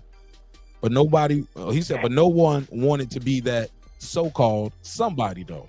He continued. He said, they say the cream always rises to the top, and it looks like I'm the last man standing. I know y'all mad about it, but it's not my plan. It's God's plan. I'm missing one. I'm missing the two at the beginning though. I'll scroll down because I got to add here. Here we go. He said, he was like, he said, oh, he started with this. My, how the tables have turned. Oh, I got it right here. Boom. Gotcha. I got y'all. I know y'all like, man, Mark, I appreciate you. Nope, that's the wrong one. Here we go. My, how the tables have turned. At Danny Swift Garcia, you at Keith Thurman Jr. will never, and I mean never, get a shot at the top dog. And that's me. Y'all whole asses didn't want no smoke when I wanted to fight, remember? Now y'all want to fight so bad. Laughing emoji ×3. Go fight each other like before. All right. And then he proceeded with all the other stuff that I said, like all these fighters, blah, blah, blah. So that's how, and Danny responded with like, bro, I'm rich. And I've been getting millions for a while. And okay, so you caught the Danny Garcia reply. All right. What I can say, one thing I will say in defense of Keith Thurman, and I may not have all the details right, but I know with Spence, like Spence always saying he wouldn't fight Keith Thurman because Keith Thurman didn't give him a shot. But to me, I remember when that was the case. Keith Thurman had 2 titles. He was the #1 mandatory for Mayweather, who was still, he was at the end, but he was still active. And he was the #1 guy to get the Pacquiao fight. There's no way he's going to fight Spencer Crawford when he's got those 2 potential fights. And the Pacquiao fight, we know, came to fruition. So there's no way that he was going to fight either one of them guys, even if he could. And the reality is those fighters don't make their own fights. They fight who Al Heyman tells them they're going to fight. They don't just make their fights. And up until recently, Al Heyman wasn't doing business with his top guys against Crawford. Now, you point out, and it is true, they will make fights, cross-promotion fights when it's mutually advantageous, but it rarely is it mutually advantageous when it's the top guys. The second tier and third tier guys, because I think Benavidez, who Crawford fought, I think Benavidez is a PBC fighter too. Is he not? Yes. Yeah, David's. No. I don't think they was on. I don't think he was on PBC then, though. Oh no. I don't believe. I don't know if he was on, I don't know for certain if he was on PBC. Well, nonetheless, like you pointed out, they will do it, but they weren't matching their top welters against Crawford. Looking to do They knew. They knew. They saw the eyeball test. They knew what we all know now. Well, they knew, right? They knew the risk that was involved there, and so But now that Crawford signed, and they learned from that Gary Russell mistake too. They thought Gary was going to beat Loma because Loma only had 2-3 fights. Yeah, and Loma went in there and beat, but now that Bud Crawford has done business with the PBC and actually signed a 2-fight deal, it probably makes it more reasonable to think that now those fights can be made because they're actually willing to do it now. But what do I know? Like I said in the early part, Keith Thurman, there's no shine on the fight. Sorry, Keith. Blah, blah, blah, blah, blah, blah, blah, blah. You sat out too fucking long, bro. You could have rebounded from that Pacquiao loss because that was a close fight. Yeah. I had Pacquiao, Manny winning that fight by that knockdown, by that flash knockdown early. Otherwise, the fight was a draw. Or Keith maybe could have even won it, but he could have rebounded his career if he'd have got back in the saddle. But for whatever reason, he didn't. Whether it was him or Heyman shelving him like he shelves guys, I don't know. But no shine on the fight now. Right. So all he can do now is what he does best: talk. All right. Well, shit. Go fight some fucking body else. Go fight Boots, and then if you can beat Boots, then you might put some shine back. To maybe get Crawford interested. Back in the day, that's what they did. That's what they did back in the day. Let me go beat this young buck up that everybody talking about now. Right. You want to be all right, OG? brother? Well, thanks. All right. Thanks for the call. Man, no, thank you, bro. I appreciate you. Shout out to Jerry the Terror Tasker. I got my first panel guest in the building tonight. Rach, what up, though? Hey, I saw that you were talking about Keith Thurman and Danny Garcia. And Keith Thurman. Yeah. Did you hear Thurman's my Thurman interview reaction? I didn't hear that one, but I was good work. Thurman some good work tonight. Oh yeah? Yeah. Hey, look, I took his 15. I made an hour and 20 minutes out of a 15-minute interview. Damn. Okay. That's what's up. I had to get Thurman at work. I'm disappointed in Thurman. What's your take on this topic though? Should Crawford not rule out the fight of facing a Danny Garcia, Keith Thurman? Will fans still be supportive of that fight? Would you support that event? I don't think anyone would support those two events. I mean, Danny Garcia, the thing is that what he's saying on Twitter, but then he's been spreading around this number of world champions fighters beaten. You've seen that meme? So what now? No. What do you say? So there's a list, right? That's been circulating. Huh? It's on Twitter? It was on Instagram, and it was a number of world champion fighters beaten. Of course, they have Mayweather that fought 23, Pacquiao that fought 21, Canelo, and then Crawford. And to the right of that meme... 18. Yeah. Well, Danny put him... I can't say Danny put himself, or someone put him there and try to make it seem like he was part of that list, like he should be recognized and in the same level as Bud. Man, this came out. You tag me in that on IG? I can send you the screenshots because the thing is... Send me on IG real quick. I'm going to put it on the screen. Okay, hold on. Can you multitask or am I throwing you off in your conversation flow? I don't want to throw you off. No, I just don't know if I switch because I'm on my phone. So I'm going to put you on mute because I don't know if I switch to a different app. Well, finish what you were saying first. Oh, well, just... This happened a couple of weeks ago that this meme has been coming up and you can tell like all the lists of the other fighters were all in the same font and everything. Then you had Danny Garcia, like someone typed it in, like trying to pass it off. So it was like this weird clout chase that Danny Garcia was doing on the back end of this list. Like trying to say like, I'm in this realm. I'm going to send it to you so you can put it on the screen and then we'll talk about the damn list. Because that list rubbed me the wrong way. Huh? I'm gonna go to his page too. I'm gonna see because I'm sure he tagged himself in it, right? I think so. Hold on, I'm gonna send it to you right now on IG.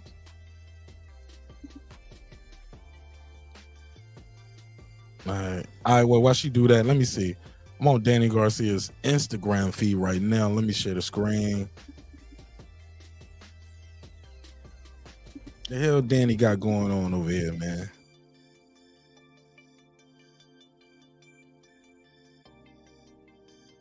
Let me see. Okay, I sent it to you. Oh, she fast.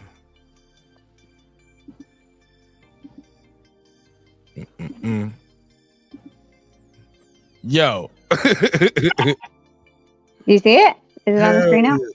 Hell yeah. Let me put it back on the screen. Let me share the screen again. Yo, that's definitely an add-in. Instant, yeah.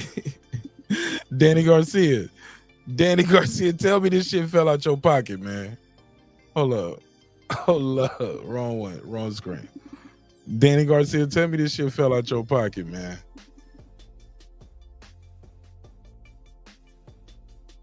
All right, can y'all see it? I mean, if you're gonna, do you see? Oh, there's my comment. Bullshit.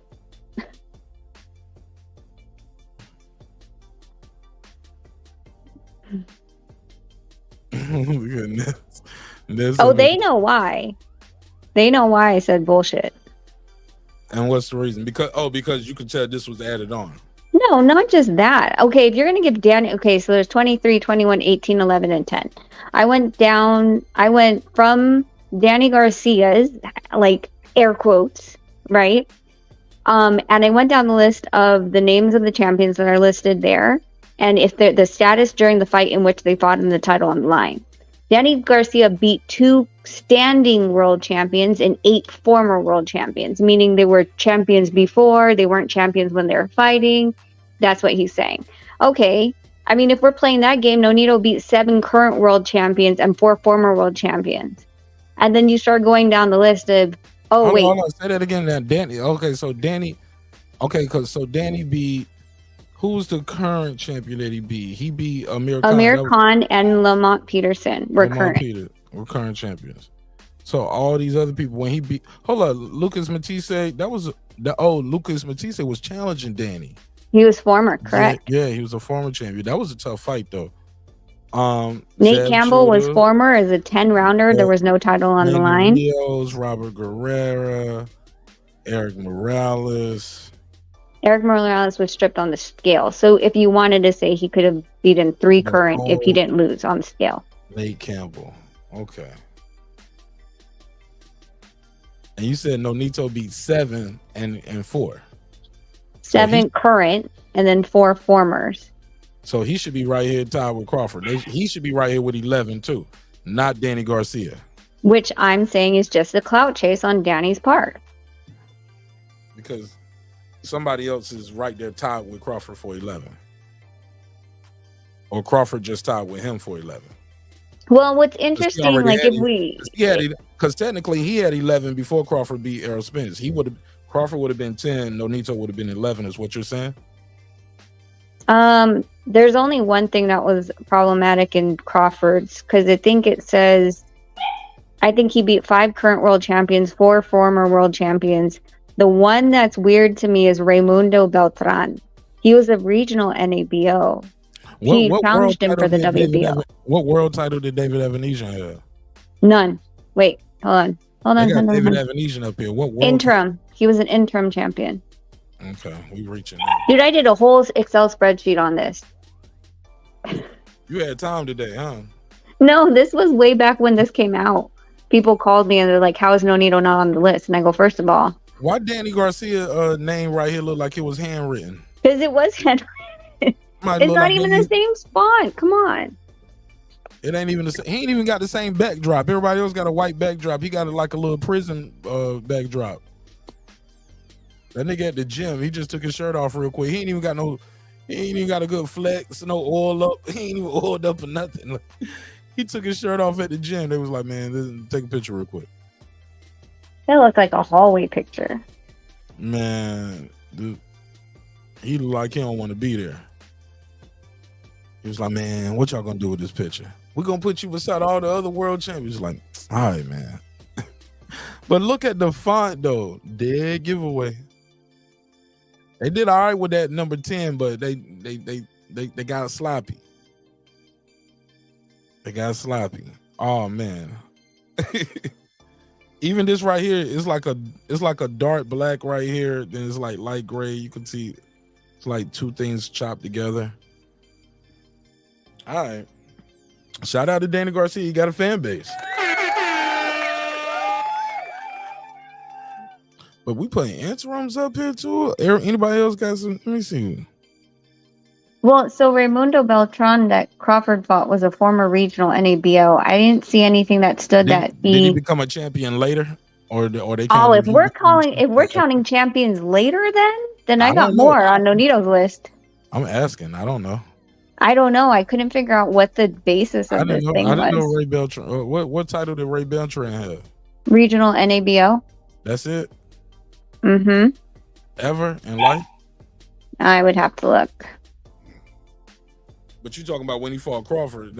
Correct. That's the only. He wasn't a former world champion. Yeah, because then if we're gonna go, so I listed it by current, former. When did this list come out? A couple weeks ago. Isn't the tag on there? It came. I had to come out after Crawford, after early August, I think.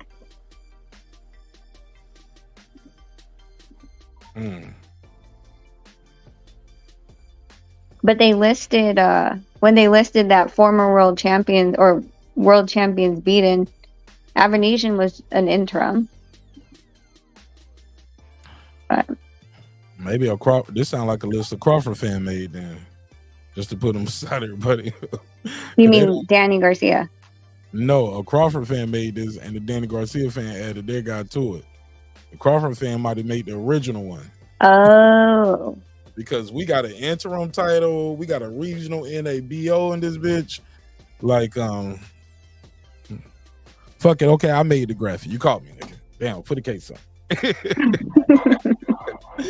Nah, I'm joking. I didn't do it. But let me see. I'm just double checking your work real quick. You want me to send you my spreadsheets? Man, I don't want to see all that shit. Respect.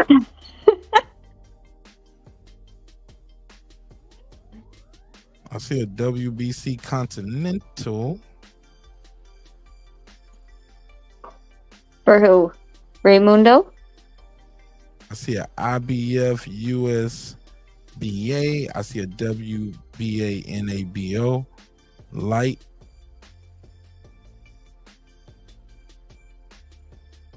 I see a WBA. They got a Federale belt. No, they don't say Federale. It said Federatin. Okay. So it's regional Latin belt. It's like the Asia Pacific belt. NABO, NABF. See a WBO.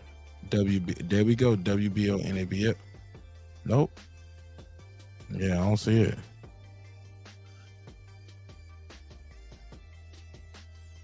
I don't see it. I don't see no world title for homie. Mm-hmm. So why are we counting that? Because if we're counting regionals, then I get to add. I'm trying to see if he became a champion. Up. There we go. That's how they do it. Futures? He became a champion in 2018 when he won the WBO World Lightweight Table versus Moses Paulus. Okay, if we're doing futures, we get to add our futures then. Yeah, I ain't rocking with that, yo. Hey, look at me. I'm a Crawford fan, but I'm fair as fuck. This is like Crawford fan made this list. Cause like if you count future world champions, maybe okay, maybe everybody else got their champions up there too. So add y'all's up to the list too. So, I'm sorry.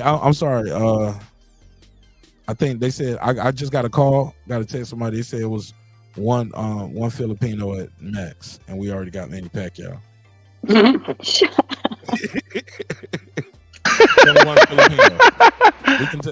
We need 2 Latins, 2 blacks, 1 Filipino. I'm sorry. You're retarded for that. Seats taken, man. No more Filipinos up here. We can take you have another Asian. Like, do you have a Japanese? We got room on the plate. I'm joking. I know somebody gonna get offended. You're like, that's racist. Nah, it's a joke. Rod of the Storm with the $5 super chat. He said Danny Garcia fans laugh out loud, never heard of it. Never heard of it. He said it was Danny's twin sisters. He said I'm surprised he didn't add his amateur accomplishments too. Yo, shout out to Rod of the Storm. Let me give him the $5 super chat drop, and we got two new guests on the panel. Let me give him the drop. I got 5 on it. Yo, make another. Hey, look, send me y'all list like this. I'm gonna make another one, and I'm gonna crop Danny Garcia out. I just need to ask Nonito because I'm gonna slide Crawford over one slot, and I'm gonna move Nonito over one. Cause yeah, there you go. Yeah, I gotta ask Nonito which one of, because we literally sat here one day and we're like, wait, these people from Danny Garcia. So I did an Excel spreadsheet. Then I asked him. He asked me, "Is it future?" I was like, "No, I don't think so. Just current and former." He goes, "Because if they're future, if you're saying that we're adding futures, then there's a bunch of guys that became champions after." I'm fair, cause like I said, I didn't remember. Look at me. I went straight to Ray Beltran. I was like, I don't remember this nigga ever being a champion before he fought Crawford. He became a champion later. I went straight to it. Like, this one don't look right, Vern. But look, yeah, I knew something wasn't right. So yeah, they adding people that became champions afterwards, which is, I don't know. But though I guess it's a number of world champions beaten, whether he was a champion before, during, or after. Because sometimes people say, well, what did you do after him? Was he washed? So some people become champions later. Let's go to my guy, Unbiased Fan, Brent Reaper, because you was here first. Then we'll go to LD. What's up, man? Good evening, night, morning to all. I just wanted to mention, I think David Evanezer wasn't an interim. He was a European champion. Right. That's what I know, too. That's what I'm like. He wasn't an interim because he don't be interim WBO. No way. Was he ever a champion before? No, he was only a European champion. That's what I'm saying. I thought I saw interim somewhere. Let me see if I can find it again. He couldn't be interim at WBO. That was Bud's title, period. No. We can't count no interim.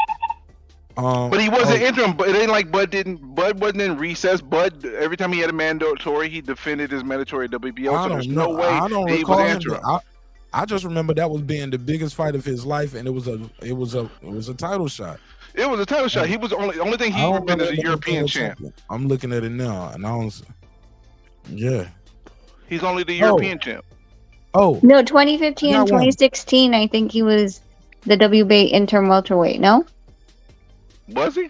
Yes. So on November 7, 2015, he stopped Charlie Navarro in 9 rounds to win the vacant WBA interim welterweight title. Oh, WBA! Wow. Okay. Yeah, but that's.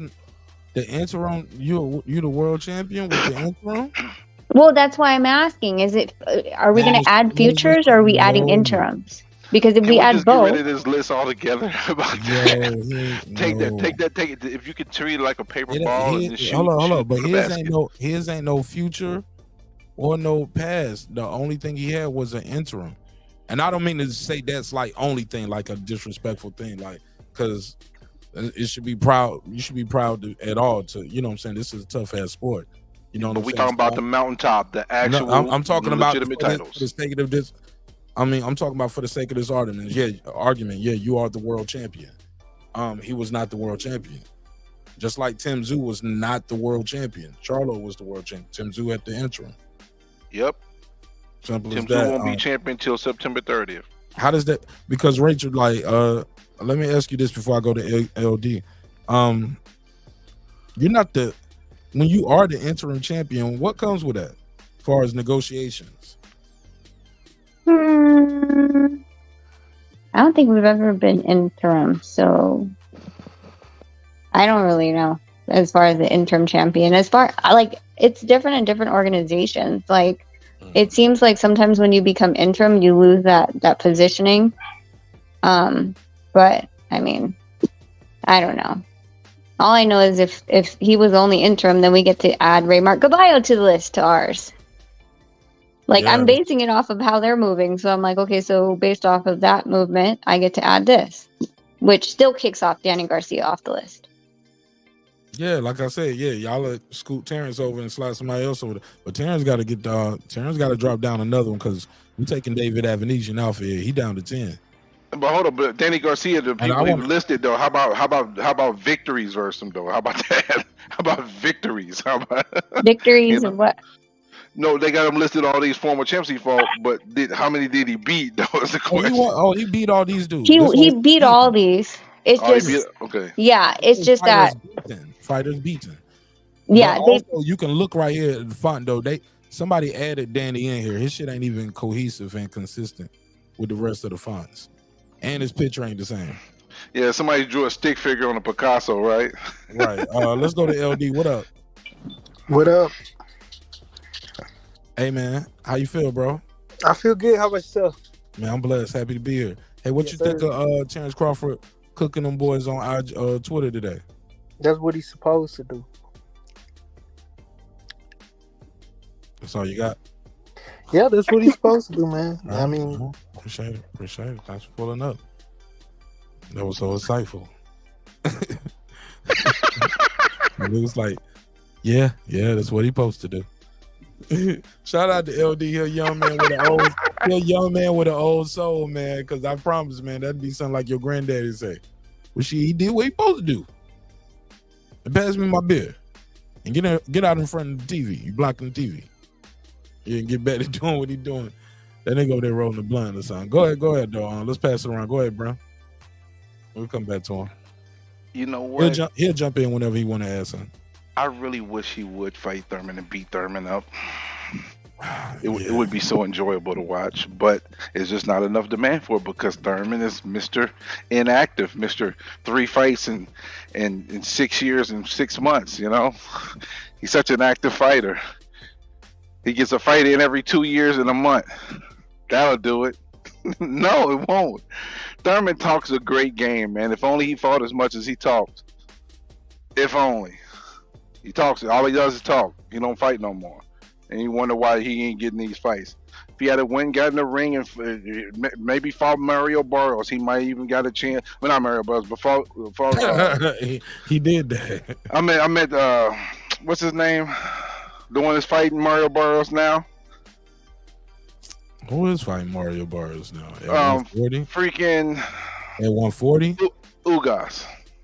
Oh, 140. I mean, at 147. Yeah, I don't know why. Yeah, Ugas. Maybe if he had to fought Ugas or something, you know. I mean, it's like we don't care, bro.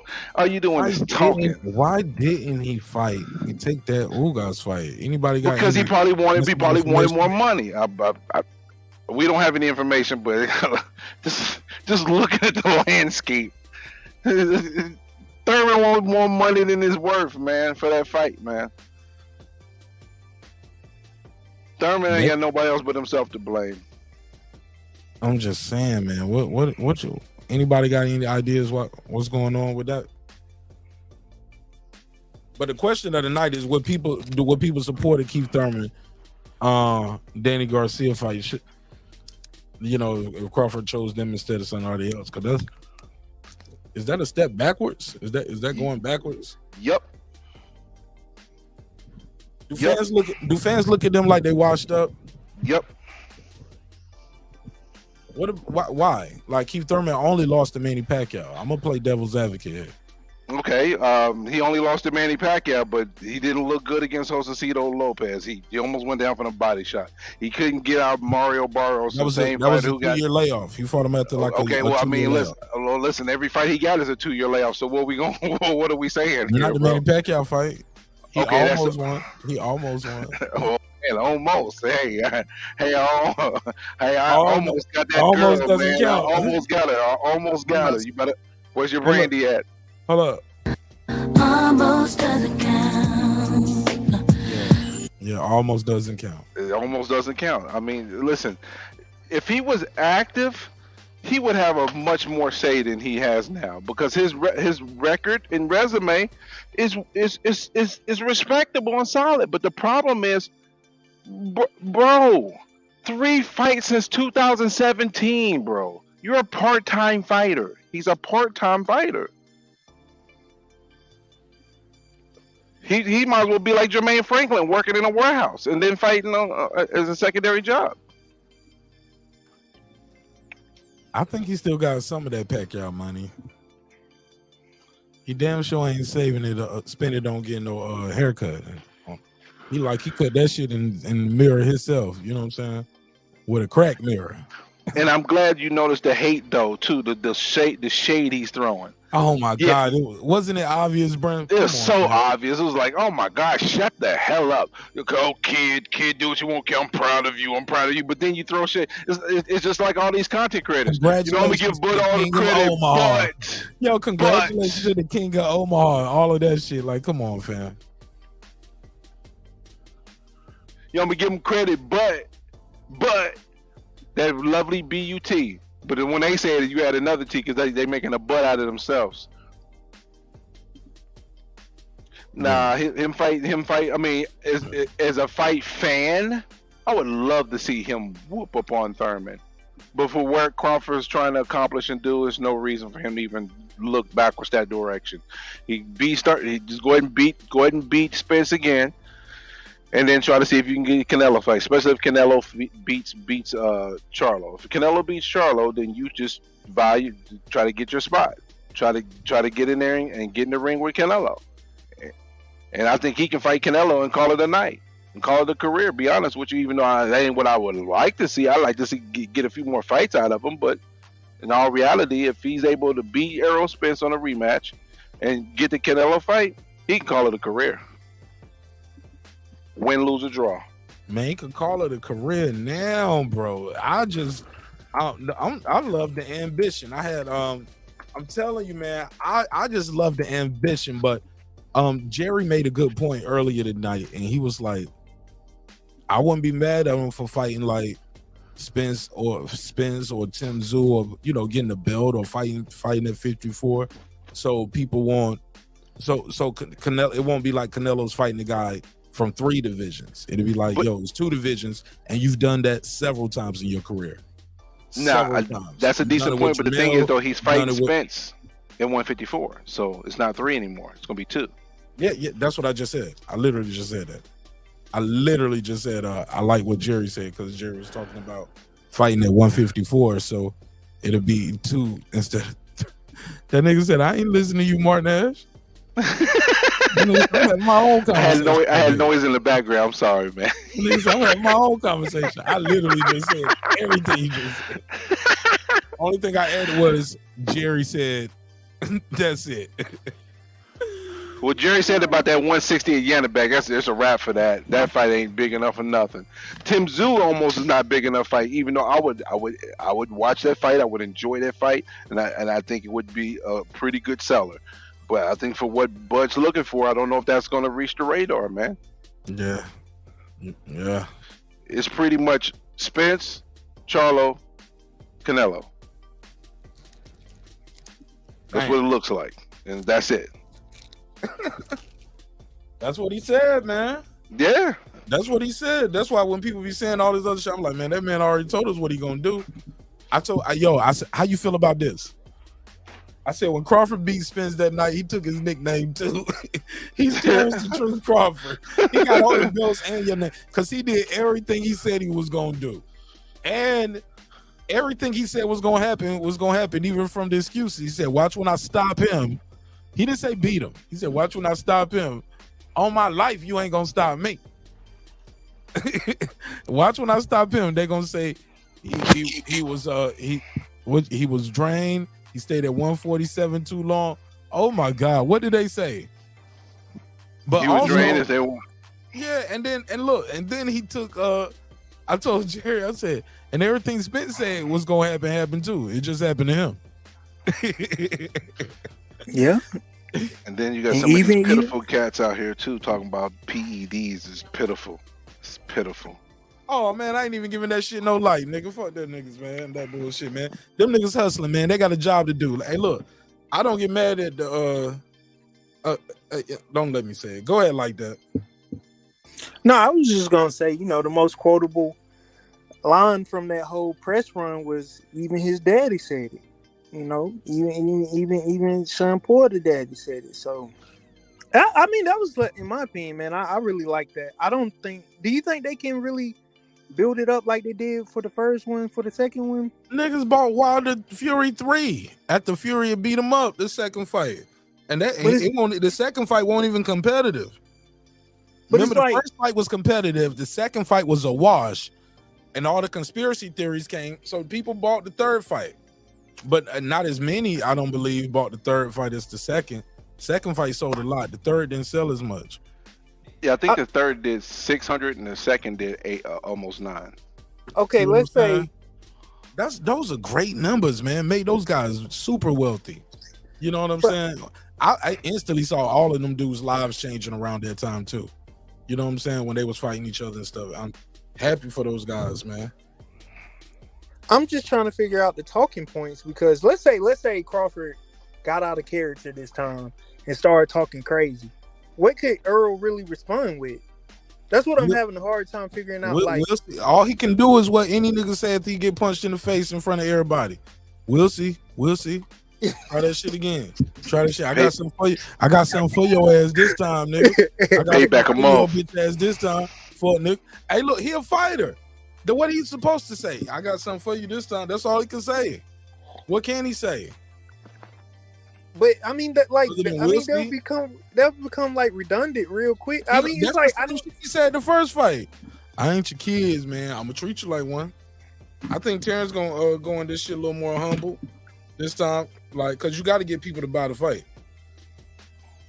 He gonna still be humble. He gonna be like, we're gonna see how it goes. My body adjusting to the new weight. I never fought this weight before. You're gonna hear a lot of spill like that going on. Okay. You know what I'm saying? Errol's a hell of a fighter. He's a tough competitor. You know what I'm saying? We'll see. You know what I'm saying? Actually, I think he need to drop the disrespect. Actually, he gonna need to say, "I whooped your ass and I whoop your ass again." Nah, I don't know. I don't know. People gonna buy it, but I want him to do that though. Like Mike Tyson sold fights that all the time when people, you knew who was gonna win when you said the name.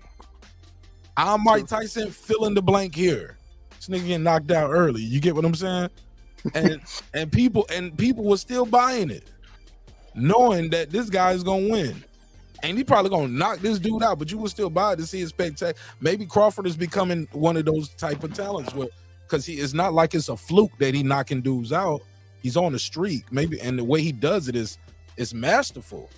You know what I'm saying? Yeah. His fights are now like, whoa, it's an event now. Like my boy D Hodge used to say, when you beat them, you take their power, Smark. Rest in peace, D Hodges. I mean, I think they should talk behind the scenes and agree on some talking points. Maybe not allowing Errol Spence to use the excuse that something was wrong with it. Wrong with him, but maybe allude to it a little bit. Something like that'll go against everything that man is.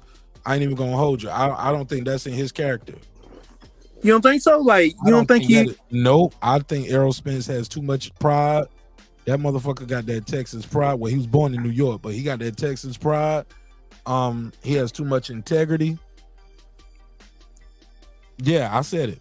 Yeah, me, Martinez. I think Errol Spence has too much because if he wanted to make an excuse or jump on the bandwagon with excuses, he could have been did it. I don't think he's gonna pull up on no excuses. You know what I'm saying? A better man won, because that would go against his nickname, the moniker, Errol the True Spence. So did you lie to us a while ago? Because you said, even if I had an excuse, he said, I grew up on old law. You know what I'm saying? Even if I had an excuse, I wouldn't give you one. Is it an excuse or like feeding into the narrative? Like, I'm saying, like, they talk about, like I said, I don't think he's built like that, bro. I ain't gonna lie. I would be shocked. And I would be shocked. But actually, I wouldn't be shocked. Wrong words. I wouldn't be shocked. I would be disappointed, but I wouldn't be shocked. How about that? Because fighters make excuses all the time. You know what I'm saying? Yeah, I mean, he had. But, I mean, he wanted to but make. I don't think that's who. I don't think that's like where he's going with his career. Like he's made Errol Spence made fans out of Crawford fans that night too, because his ass kept getting up. And and if Harvey Dock didn't stop it, Terence Crawford would have put him in the dirt, to use his own word. Yeah, he would have put him in the dirt, bro. Harvey Dock saved that nigga for the rematch. Facts. He should have let him. Never mind. He should have let him go out on the shield. I think he should have, man. Every time I say that, people think I'm evil. Like, man, he would have killed the Mark. I was like, no, he would have fell down or he would have went to sleep. But if that nigga could still fight and hold up, like, I believe when you stop that fight, when the ref break that up, your arms should be, you can't even hold your arms up. The referee just holding you like a newborn baby out the womb, and you just laying your head on his chest. Bro, like, you trying to have more rest in peace situations. I gave it all I got. Like I was fighting that motherfucker. I gave it, or like the nigga still swinging in the referee, like he don't know where the fuck he at. Like, man, I gave it all I got, man. He's like, trying to hit the goddamn referee. Nah, chill. You trying to have rest in peace situations, bro. Chill. No, because you know they left it. No, because I don't like the excuses and the woulda, coulda, shoulda win. And the fighter always wonder, what if? Like, what if I just got that one shot in right there? They play the fights over, man. They be seeing the shots. Like, man, I should have threw this shot. Or I was going to throw this shot. No, let that nigga have his moment, man. Let him go out on the shield. Let me take this call. Hold on. Let me take this call. 347. What's your name? Where you from, family? What's up, bro? This is M1 from the Bronx. What's up, fam? How you been, bro? I'm good. Talk to me. You got the floor. Yeah. I'm glad.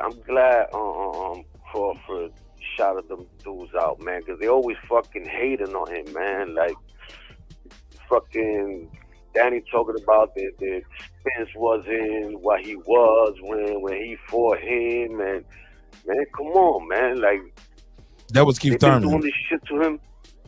Nah, Danny too, and he did an interview today. Yeah, he did an interview yesterday, I think it was. Oh. Yeah, that's why he was tight. Okay, yeah. See, I didn't see the whole interview. I heard the clip of what he was talking about fighting Bud, and then Bud just went into that. I didn't even get a chance to do a reaction to the video. Like, Bud went in today, and I was like, oh, this the story. This is what we going with tonight. This is what we going with. Fuck your fuck your interview, nigga. We talking about a tweet. I care about these tweets more than Danny Garcia interview. Ain't that something? We care more about Terence Crawford's tweets more than your fucking interview, dog. Actually, maybe more than his fight. When is Laura gonna fight? They fighting on this date. Never heard of it. But yo, I told you before that that's what I was hoping. Them niggas gonna be fighting at Goodwill, right outside and y'all gonna be getting y'all concessions from the YMCA. They better hurry up. Niggas gonna be fighting at the YMCA, and they gonna be wearing them ugly ass Danny Garcia mustard and aluminum foil suits. Remember Sean Porter wore that Danny Garcia suit and y'all killed him. It was half mustard, half aluminum foil. Y'all remember that shit? All right, I gotta put this shit on camera. I gotta put it on camera. But go ahead, caller. Let me let you get your call. My bad, bro. Get your bars on. I lost my jam. All right, we talking. You said, man, I'm glad Crawford got at them boys. They always been hating on him. Yeah, but I was gonna say something. Oh, that I had before I had told you that out there because you know, he's not gonna be able to skip Canelo's 3 fights because Canelo still got 3 fights with these dudes. Nobody knows who it is. He's with them too. I was saying. Hold up. But Crawford's with them too. Huh? Crawford is with PBC too. So he can be one of the fights. He can be one of those fights. He got fights left on his deal over there too. You didn't know that? He only got 2 fights. He only had the fight and the rematch. All I've been hearing, he got one more, or they got an option, or he got an option type shit. I think Foodie. I always thought it was 2, but Foodie sent me something, and it actually came from CBS, and it said it's 3.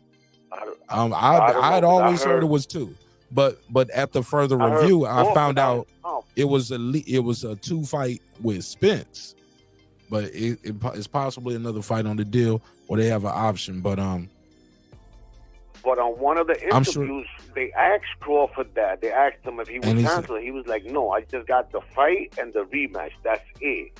Yeah, and I thought I did it. I thought I heard that too. I think I did a review on that, but I can't remember because of I'm getting old. But I might be, and sometimes I'm one of those people, I mix up one interview with another interview, but that other interview might have been before this shit, because I remember the Brian Custer interview that said that, and he was like, I thought it was a 3-fight deal. He was like, who told you that? He said, like Terence put him on the spot. He was like a PBC representative. He said no, but I think I thought that was the deal that fell through. I thought that was the first deal that fell through, but then the second one has been very ambiguous. But regardless, regardless, he got 1 fight done. He either got 2 more or 1 more. But regardless, he's still gonna be that guy. I have no doubt in my mind they can work out some kind of deal to try to keep him over there, because they got all the fights that he want or they want. They got the hottest fights in boxing. Let's say they're gonna put him last, right? They're gonna put Crawford last, right? You know what I'm saying? At a Canelo's 3-fight deal, right? I don't think they would do that. I don't know. I think Canelo might strike while the iron hot, especially if he wins. This is hot. This is a big fight. It's hot. People talking about it. It's a lot of interest in it. You strike while it's hot in boxing. This shit ain't gonna be around forever. Motherfucker might go in there and lose. Better fight him now while everybody talking. Like, they asking Canelo about a fucking welterweight in every interview, bro. No. They got that nigga tight with that shit. You know he mad as fuck. Hey, yo, Charlo too. I like Canelo. Yo, I'm a Canelo fan, bro. I know. I believe that Bud could do it, bro. I truly believe that the Bud could stay away from him and do it. And I think he's a stylistic nightmare for any fighter, bro. Yeah, for everybody. And everybody knows it. It ain't no coincidence that he keep doing what he do to these dudes. You know what I'm saying? Sometimes I'm scrolling and I see these fucking stupid ass niggas saying stupid shit about Bud. I'll be like, yo, these niggas is some. I can curse. You been cursing already. Can you hear? Are you drunk? Nah. Can you hear yourself? You got headphones in, or or do your ear this motherfucker been cursing all? He's like, he said, I hear these niggas say shit about Bud. Can I curse? Like, you just okay. Yo, cause I be tight with these stupid niggas saying all this stupid shit about Bud, man. I be fucking tight. I be man, fucking that. The fuck is his name? I don't need no shout out. I don't need no shout outs though. We ain't got to shout him. You get your bars off, curse all you want to, but you ain't got to give him no shout out. Yeah. All I got you. You know what I'm saying? I got you, Playboy. Come on. So anyway, yeah, I just be tight with these dudes be talking so much shit about them, but you know what I'm saying? That's my call, bro. All right, my G. Appreciate you, bro. All right, man. He was like, I can't say their names. Well, fuck it then. that call was long enough anyway. It was a long ass call. I'm gonna put the timer on y'all. The next caller, man. 2-minute timer. 2-minute timer. For the next call. I'm gonna give you 2 minutes to get your bars off. I won't interrupt you. Nobody from the panel will interrupt you. Get 2 minutes. Uninterrupted. Get your bars off. Let's get back to it. I'm gonna put the phone number back on the screen. Smash the like button in the room. It really helps with the visibility of this motherfucking show. You heard? Y'all niggas sleep? That nigga put y'all to sleep, huh? No, we here. You know? No, we here. I just mute myself on this. I yeah, I mute myself on appreciate this it. time. My man said, I appreciate it. I like to engage with the callers one-on-one sometimes. You know what I'm saying? Plus, I don't know what y'all gonna say. I know I'm gonna crack some jokes, but I'm gonna be respectful. They know me. They don't know y'all. They're gonna be like, hey, yo, who that nigga on the panel was talking that shit, son? You know what I mean? They be mad as fuck at y'all, but it's all good. So 404-692-1766, 404-692-1766. Call in, voice your opinion. I'll put you in the mix. The question of the night is, will you support a Danny Garcia versus Terence Crawford fight, or a Keith Thurman versus Danny Garcia fight? Also, what do you think of what Keith Thurman had to say about Terence Crawford when he clapped back? And also, what do you think of Terence Crawford's assessment of basically these guys treating me like shit, and now they asking for a fight? You'll never fight me. You'll never get a shot at the top dog, and I'm that top dog. Let me take my next call. This the homie. Is this real? Who is? Is this real? Is it really you? Lisa. Is it really true? Yes. How you doing, How sister? you doing? It's good. How you doing? I'm good. Chilling, enjoying the show. So you're asking, yeah. So I just, like with Danny and Keith, right? I like both the fighters, and I respect what they've done, in boxing. They're just not full-time fighters. However, if I was to choose between the two, I would say Keith, because he's more animated. Keith will know how to sell a fight, and he talk a lot of trash. Remember the trash he was talking to Pacquiao? He was very disrespectful to Pacquiao, if you remember, in the lead up to the fight. So, with Danny, he's more quiet. Danny's father's more animated. So, I think the old Keith, I don't know if Keith's legs are still there. I know they're not what they used to be, but he's more of a mover. So, stylistically, it would be an interesting fight, because Keith is very athletic, and, he got fast twitch muscle. But he's just been so inactive, and when you're inactive like that, the timing is off. A lot of things are off. I don't know what he do in the gym, but it's nothing like being in that ring. He's not even fighting once a year. Since the day,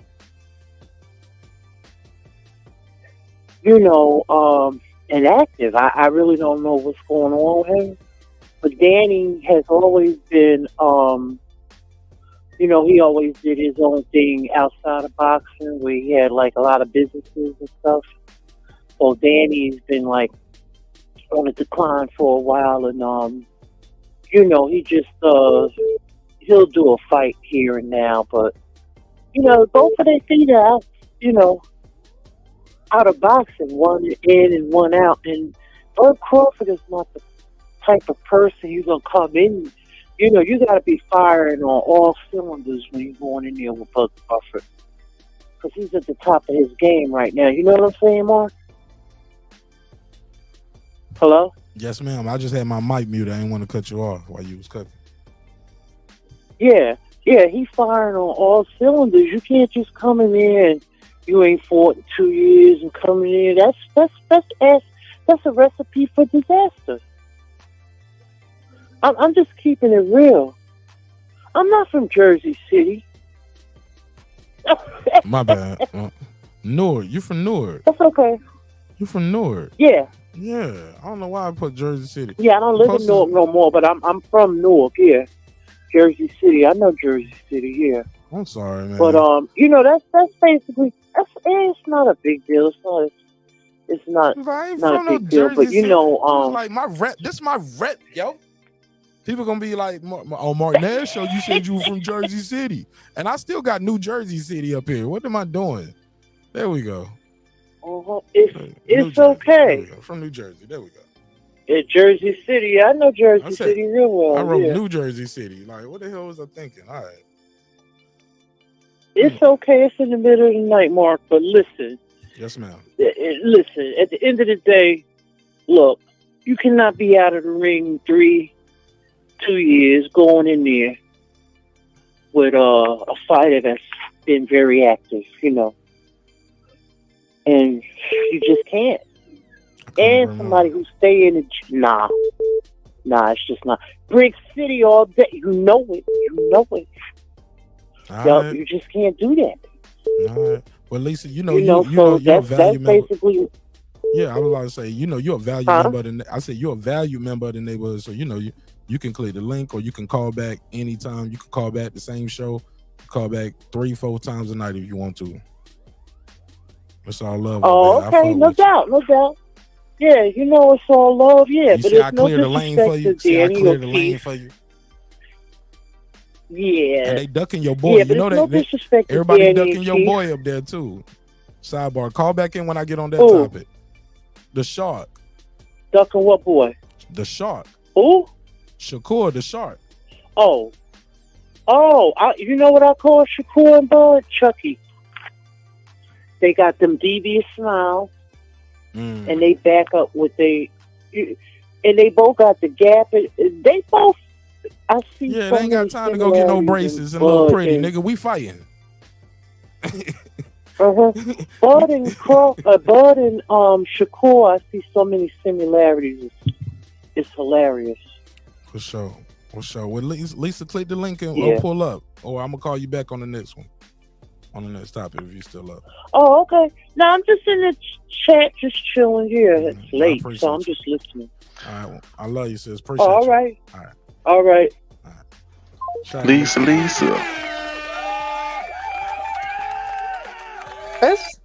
Yeah, I know I said I was the 2-minute clock, but that's Lisa Bell's. So Lisa can get as much time as she wants. Man, come on, fam. You already know the vibes, man. Hey, look, I wish I would hit that wrap it up button on Lisa Bell's. I wish I would, man. I think we all should come at you if you did that. Man, pause. Don't ever say that to me in your life. Oh yeah, sorry, pause. Call from. Accept, press 1. To send a voicemail, press. Caller, what's your name? Where you from? My name is Josh. Josh, I'm from Indiana. 765, Josh from Indiana. You got the floor. What's your take on the topic? Hey, Mark, how you doing, man? Just been a real boxing fan for a long, long time, even back to the 80s,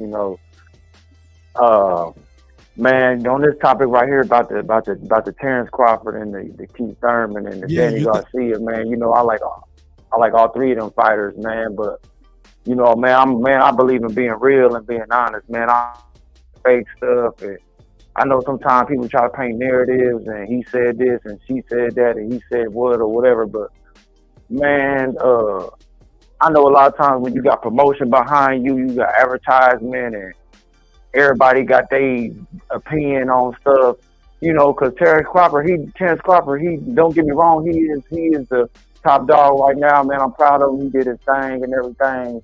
But man, we gonna be all the way 100, man. Terence Crawford, when you was with Bob Arum messed you up.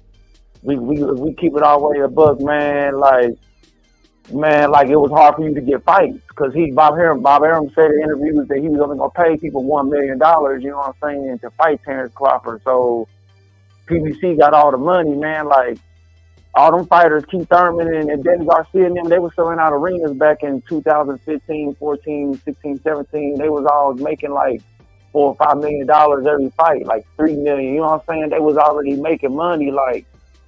But here it is, Terence Crawford new to the division. He started winning the fights. He started getting the doors open and stuff. And at that time they were shutting them out. You know what I'm saying? But I don't think they was ducking him or they didn't want to fight him. It's just that they wasn't looking at him as no threat at that time. You feel me? Out of respect. But now the tables done turned. 30 seconds. It's like now they really see. They really see that he the top dog. So I just feel like, man, I just feel like, man, if he a real fighter, man, like just give him that respect and just Man, like I think he should fight Keith Thurman. That's just my opinion. I don't think he should take the rematch. I think he should fight Keith Thurman because Keith Thurman got the best resume in the welterweight division besides Spence. That's just my opinion. All right. That's all. That's all I really got to say, Mark. I just feel like Keith Thurman got the best resume, bro. All right. Well, shout out to Josh from Indiana. Hell of a call, man. Got that shit done too. Shout out to Josh. Appreciate you, bro. Shout out to Josh, Make sure you subscribe, bro. Don't be a stranger, bro. Subscribe and pull up on tomorrow's episode. All right. Definitely got you, bro. I would definitely will. Yes, sir. Yes, sir. Yes, sir. Got Shelton Moore in the building. Got unbiased fan here with his heavy breathing ass. Motherfucker up here. Motherfucker up here about to have an asthma attack on the live. Nah, bro, my microphone's just too good, bro. It's just a great mic. That nigga up there beat. I wanted to respond to Josh though, man. Shout out to you, Josh. I commend you for calling and keeping it above based on what you feel. But last time I checked, when Danny Garcia offered $3 million to fight Terence Crawford, that ain't no little pennies. Last time I checked, the only fight he made more money than what was offered to him by Bob Arum. Did you say this? You know, it was only paying $1 million. It was the Errol Spence fight. He went the other direction when he was offered $3 million guaranteed in a pay-per-view upside to fight Adrian Granados and Ivan Redcash. And I know he didn't get paid $3 million for both of those fights, probably combined. So that kind of kills that. Keith Thurman, WB no. I have no interest in fighting Terence Bud Crawford. $10 million. They went to go talk to Thurman. He said, "You got to fight me. You got to pay me $10 million." These guys already been doing all this. They've been doing all this ducking and dodging, bro. I'm sorry, they was ducking and dodging. They were not in the Terence Crawford business because that's what their promotional companies told them not to do. Then Danny Garcia didn't even respond to the highest guaranteed offer he was given at that time. But we gonna say it's Bob Arum's fault. Bob Arum gets some blame. Don't get me wrong, because Bob Arum is the one that threw dirt on Terence Crawford's name, knowing damn well the reason why he lost money is because he was fighting during the pandemic, and he wanted Terence Crawford to take a pay cut. And Terence Crawford wasn't having that shit. And that's how all this shit came about, where I could build 3 mansions or whatever have you. So he failed his fighter in that regard. And I think he failed his fighter, failed Terence Crawford in not getting the Pacquiao fight. But at the end of the day, if Pacquiao's asking for $40 million and the whole time Manny Pacquiao's trainer, Freddie Roach, was like, "I don't like that fight. Terence Crawford fight, that's not a good fight. We don't want that fight." They never really wanted that fight. So even if Bob Arum was 100% on pushing that fight, even though I don't think he was, that fight may have not gotten made anyway. And I think that hurt Terence Crawford, and that's where Bob Arum gets the blame for me. But when it comes to Keith Thurman and Danny Garcia, Bob Arum don't get no blame for that. They offered the man $3 million. They offered Danny Garcia $3 million guarantee. I mean, what else do you want, bro? It's all cap. They went the other direction because they was into playing these goofy games, and that's why they ass on the outside looking washed up and now not getting the fight, and Terence Crawford's looking like the generational fighter. All right, it's open. Go ahead. So Terence put out a statement today, huh? He went on Twitter. Yes, sir. Where was the lie in the statement? Where was he capping that? Is this Reggie Owens? That's what I've been hearing all day. No. That's what I've been hearing all day, that he was lying, and he was capping, and all this so crazy shit. Where was he capping at? He told the truth. You dudes didn't want to fight. They offered Danny the contract 3 times. The 3rd time, his father said they didn't even open the envelope. They didn't want to fight. Keith Thurman talking about the WBO wasn't a real belt. You remember that? Now all of a sudden he wants to fight. Nobody wants to fight more than me. Come on, man. You're looking for some money, man. You're trying to get paid. But that's the wrong tree to bark up. Because if Danny steps up, he gets stopped. If Keith steps up, he gets stopped. Them dudes is not ready for what's coming. Be careful what you wish for. You just might get it. Or not. my thing was all the sneak dissing throughout his soliloquy. Keep in mind, the interview is about 15 minutes. Marcos Villegas only talked for about a minute and a half. Keith Thurman, the other 13 and a half minutes is just him going in non-stop. He says, I'm not a hater, but then he starts saying some haterish shit. He was like, you didn't beat a world champion. He tried to say Errol wasn't a world champion. He said, everybody knows I would have beat Spence that night. Porter would have beat him. And if you was in there with Keith Thurman, it would have looked different. Like, no, nigga, he would have knocked you out too. Would have knocked you out too. You probably wouldn't even made it through the 6. Would have stopped you to the body. But Keith Thurman is out there, then all that, you the king of Omaha type shit. Why he can't be pound for pound king, best boxer in the world? That's what everybody else said. He number one on everybody's list. That's why you want to fight him. Like, bro, when y'all watch that interview, man, I challenge every content creator out there. Let's do the Keith Thurman challenge. Let's see who can do the best Keith Thurman reaction, because I need y'all to do a reaction to that video, because you can see the hurt in his face. Like, halfway through, man, I wanted to bring in the little crying face, like,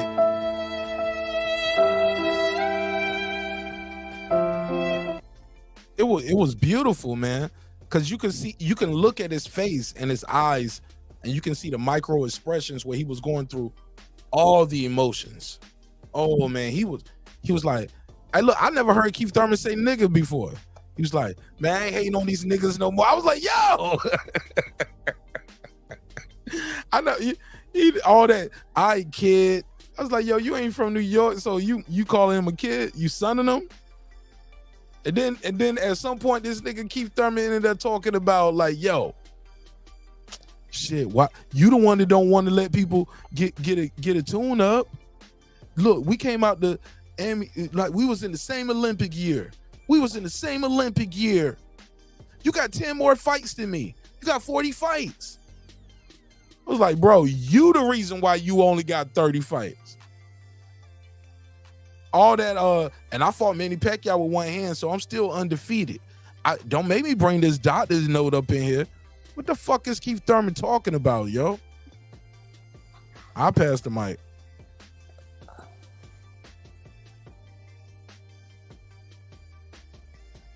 Oh, everybody's I ran everybody off. Nah. With my ranks. Go ahead. We just agree with the Cabaret. Oh, you said y'all agree it was Cabaret? Yeah, man, come on, bro. Like, this guy doing all of them talking, get in the ring, and maybe you could do something about it. But that's all he's been doing is talking. Fight boots. No, he's fighting Errol and he's going up, man. I don't think he's gonna hold on to 147 after he fights Errol, especially if they fight at 154. It's a wrap.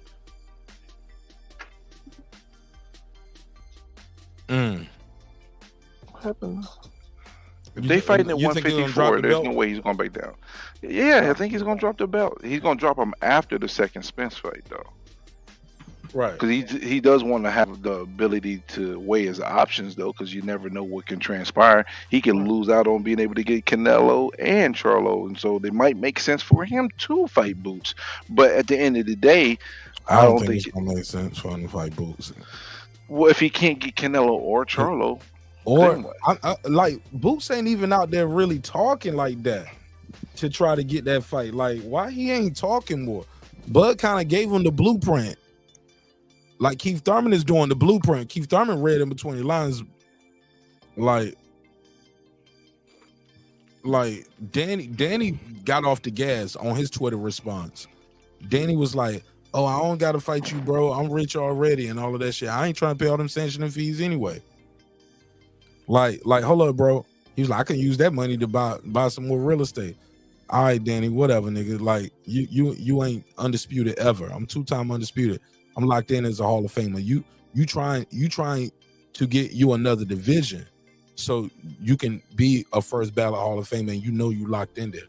Everybody who knows that's what Danny's trying to do. And he thinks he's going for a weaker champion. An older guy. He thinks he's going for an older Lara. and he might lose that fight. But Danny don't want that Crawford smoke, man. At no weight. At no weight.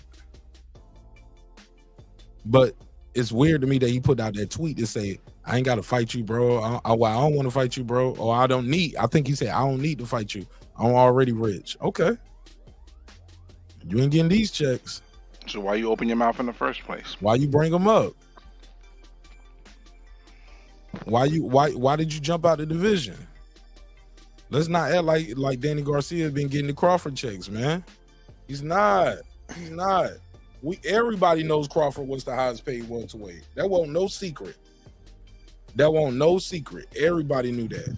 Guaranteed too, up front. Cash in my hand, no backing money. Let me get that. Let me get them $4 million. Oh, it ain't Spence. Let me get another one there. 5. Sean Porter pulling up. All right, I'm gonna need 6 off of that one. Pay-per-view, and I'm gonna need some my back end money. Don't forget that. I was just saying, man, the hating got to stop. The cap got to stop. Speaking of cap, y'all want to get into this Frank Martin Shakur revelations that we got since the last time we spoke? Yeah, let's get into it because I've been pretty silent about this. All right, man. So since the last time we talked, some revelations have come out, and it appears that it is no Shakur and Martin, as we all saw, but also I was right and I was wrong. I say I was right because I remember doing a members only video and it said not so fast, what the deal is not done. That was the thumbnail. The thumbnail said deal not done. And I was like, and I told everybody, like, look, from what I'm hearing, they're trying to put this on the Formula One weekend. They're trying to experiment with that, or they might fuck with the Heisman shit, but they're gonna test the market. But it's possible that even if they win the purse bid, they might pull, because it hadn't won the purse bid yet. But I was like, yo, it's going to purse bid either the 5th or the 6th. Telling everybody it's going to the 5th or the 6th. And for what I'm hearing, if they lose, they might pull Frank Martin out, blah, blah, blah. Well, don't be surprised. And I was like, I hope that's not true. I did then I did the videos like, yo, okay, they're going to purse bid. They pulling them out of the purse bid. They got a deal. We was all hype about it. And then Frank Martin pulls out the fight.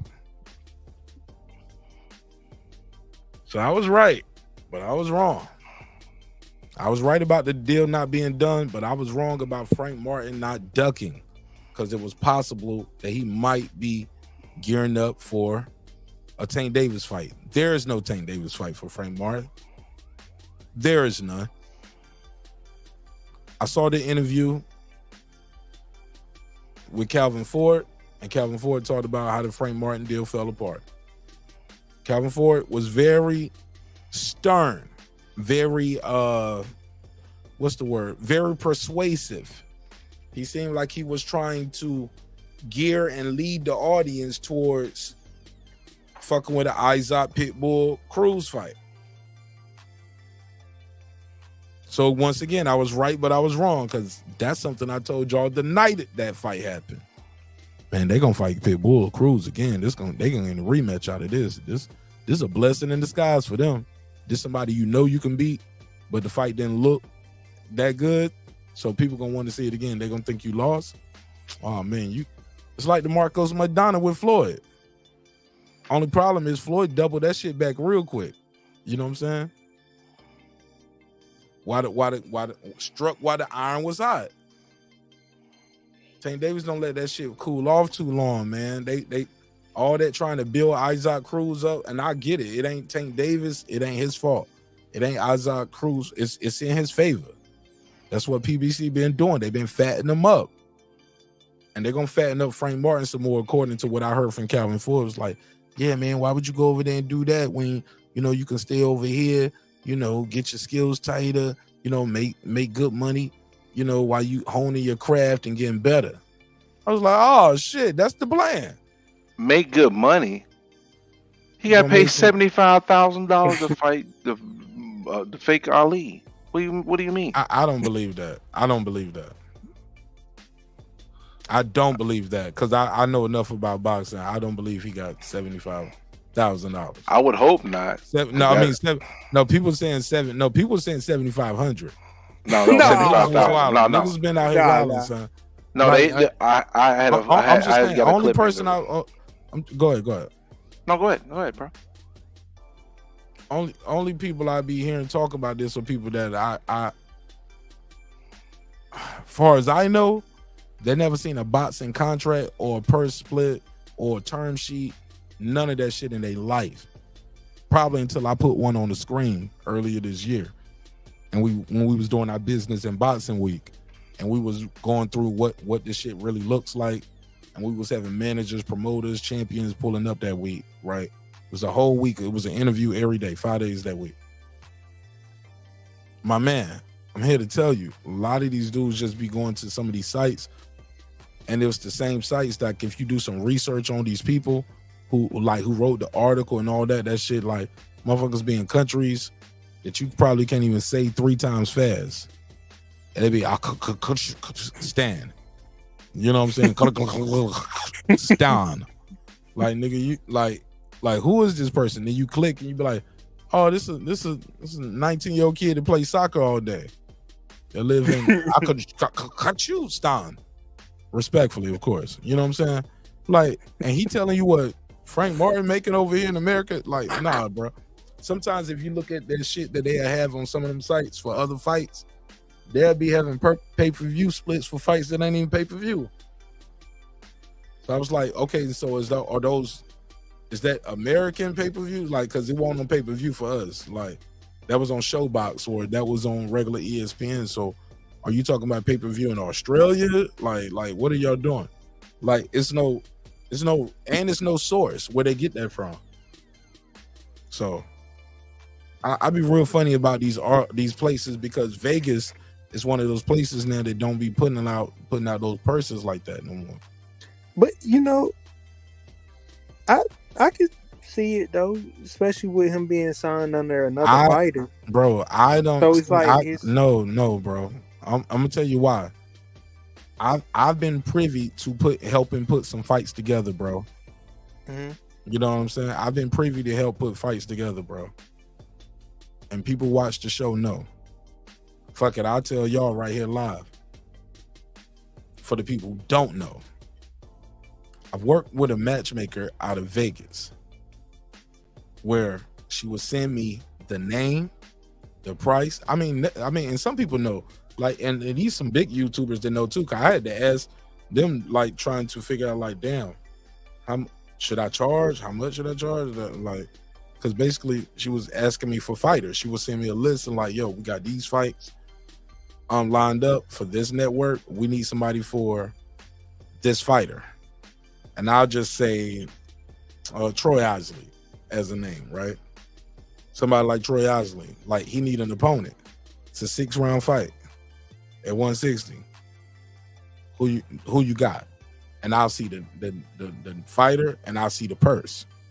So just me knowing that and seeing and doing stuff like that behind the scenes, like, fam, like, I'm here to tell you. I don't know who said that 7,500 or 75,000, but I would love to do a fact check on that. But that's neither here nor there. And I'm talking too much right now too. Telling y'all my business. Yeah, man, that's great. I don't know. I don't know. Like, him being signed under another fighter that's signed to it's like that music label shit. You know, like once you start signing under dudes that signed to a bigger label, it like kind of fuck up your money because it's like 3 people start touching 3 and 4 and 5 people start touching your money before you even receive it. Now, can you see him making $75,000 after the taxes? Yeah, I can see that. Yeah, I don't know, man. I don't know. I feel like he pull out the fight. What we do know, 75,000 from? Where did we get that from? Is it? I had a clip. I'm trying to find my phone right now. I had found something online that shared their purses, and I don't know if they were a fact, but they had said something about Rivera getting 200,000 and him getting 75,000. Hey, it might be possible. It's very possible. Very possible. I mean, the shit, Errol might be, hitting that nigga upside his head. You know what I'm saying? I don't know about all of that. I ain't gonna put no case on him, but you talking about the purse, not literally, not about corruption. You know what I'm saying? Like Errol robbing him. You know what I'm saying? It's a little robbery. Gotta when you build them up, you gonna get robbed a little bit. I thought that's how. We going way beyond the pale. Anyway, we going way beyond the scope. But the point is, it was a clip going around where people were saying he was asking for 50-50, and he said, I never asked for 50-50. I wanted to fight as much as y'all do. He was talking about my fans. Shakur was like, yo, you hit me up in the DMs about the money, and I gave you all this stuff, and you did say you told me in the DMs you want more, you want 50-50. And people's like, and now people asking Shakur for the receipts. Same people asking Shakur for the receipts called him a snake 2 weeks ago when he dropped a video about Devin Haney. Look at that. Ain't that the irony? Like, drop the receipts. Shakur was like, nah, y'all called me a snitch and a rat, all kind of shit the other day. Then y'all like, tell us, leak it. Pause. Oh, well. Haplo said, I don't know why anyone believes any of these numbers they put out in the public. It's all PR. Lisa Bell said, the writers back then were better. These blogs don't even, she said, don't even profeed. I think she meant like proofread. Proofread. Oh, I guess that's the joke right there. That's why you put the smile right there, because proofread there. I get that. I see what you did there. Foodie said Frank the Doug Martin. Can Frank come back from this, man? Like, is this irreparable to his career? Because it seems like a lot of fans have jumped off the Frank Martin train. Nah, he can't come back from it. I mean, I ain't gonna say he can't come back, but it's gonna be kind of hard, especially like when you was just in an interview talking about, I'd take the 25% if I was in that. You know how niggas always talking about if they was in that position, what they would do.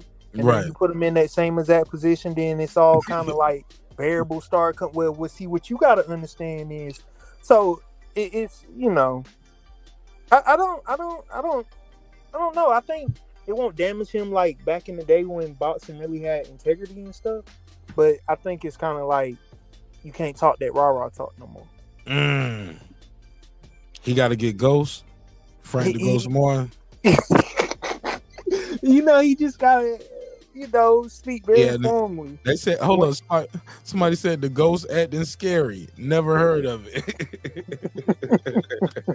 The irony, right? Never heard of it. Damn, bro. But I mean, I think the L would have served him. I mean, if he went in there and lost, I think it would have served him better than trying to play the like business savvy. I read every part of the contract. The money ain't making sense like narrative. I don't think he like I said before, I don't think he's in control of his career like that. I don't think he made those decisions. I do not believe Frank the Ghost Martin made those decisions for his career. So you think it was his advisors that told him not to? Hell yeah, that's how that shit go. Like, hey man, don't do that. And if you go against our advice, you put yourself in an advantageous position and you fuck around and lose, shit, you might get dropped. Might get dropped from the label, nigga. Hey, gentlemen. What's up? I found the link. Again, I don't know how verifiable 100% this is, but it's on 2 different sites. Put it in the private chat. Hold up. Well, I'm not in front of my desk. Give me 1 second. I put it in the public chat. I'll put it in the private chat. Give me like 2 minutes. If you put it in the public chat, it won't show up. I got no links. Okay, gotcha. Give me. It won't even pop up. Good. Give me a minute or two, and I'll share it. Hurry up. Okay. Hurry up. I got shit to do. Gotta wrap this shit up. Gave Keith Thurman all my energy, man. Pause.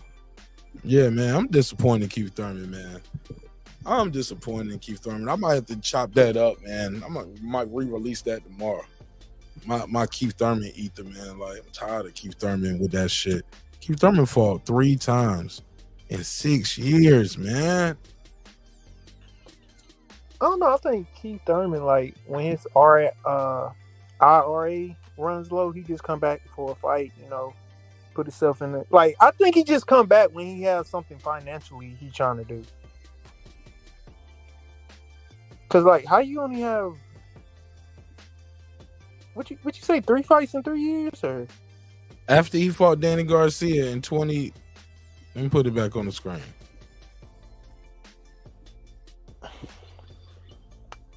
He fought Danny Garcia, right? Mm-hmm. Oh, wrong graphic. Let's go to graphic 3. Cause you know I didn't come up here to play with y'all tonight. In the words of my good sister Passionate Bliss, I came with fat stats and data, man. 2017 is when he beat Danny Garcia. Since then, he has fought 3 times. Fought twice in 2019, then he fought in 2022. That's it. Oh, that's in 6 years. 17, he fought once in 17, twice in 2019. And then he fought once in 2022. He ain't fought since then. And he talked about, yeah, I'm an active fighter. Active where? He ain't even active on social media, bro. He's going off into obscurity. He don't even realize, like, fans have moved on. It's like he like the nigga who don't be dropping no albums, but he's still trying to live off his his URL battle. You know what I'm saying? Hey, like, nigga, where the album at, nigga? Like, you guys, I love the freestyles, but where the album at? Yeah, bro, and by freestyles, I'm talking about the Josecito Lopez fight. That's some freestyle type shit. Come on, nigga, where the album? All right, so you got dropped the Manny Pacquiao album. That shit flop because you got your ass whooped. Then you come back with another freestyle with the Mario Barrios. You ain't dropped no album since then, man. Where the fire at? Facts. Keith Thurman, come on, bro. He like the dude that go to jail in 2003 and get out in like 2015, and Still he wearing still the think wrong like clothes. yeah, he thinks spinning rims and all that shit still popping and shit. Come on, big man. shirts. That nigga out here yepping my white tee with the flow. You show him a touchscreen phone, he talking about, bro, what bro, that like, bro, come on. Yeah, that nigga come out. That nigga got that Nokia 2380, nigga. That 2300 version. Nokia, nigga. Hey, look, his phone come with that whack ass game called Snakes and shit. His phone only got Snakes and Tetris, nigga. He's still calling the weather station, the weather number to get the forecast for the day type shit. Right.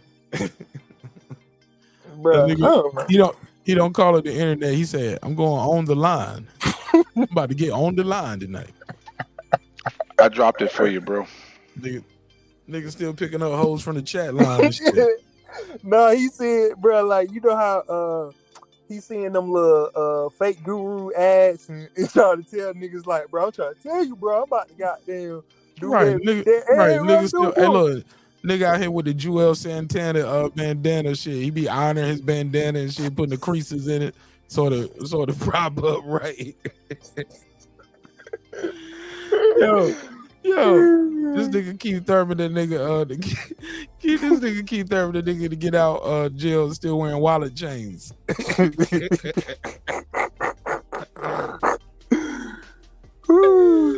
Yeah, that's crazy. Yo, keep it going. I don't even know, man. Like, I'm young, so I don't remember all, like, a lot of stuff from him. That nigga get out of jail. That nigga get out of jail asking niggas what time 106 and Park come on tonight. I'm trying to check out that Freestyle Friday this week, nigga. What was that shit?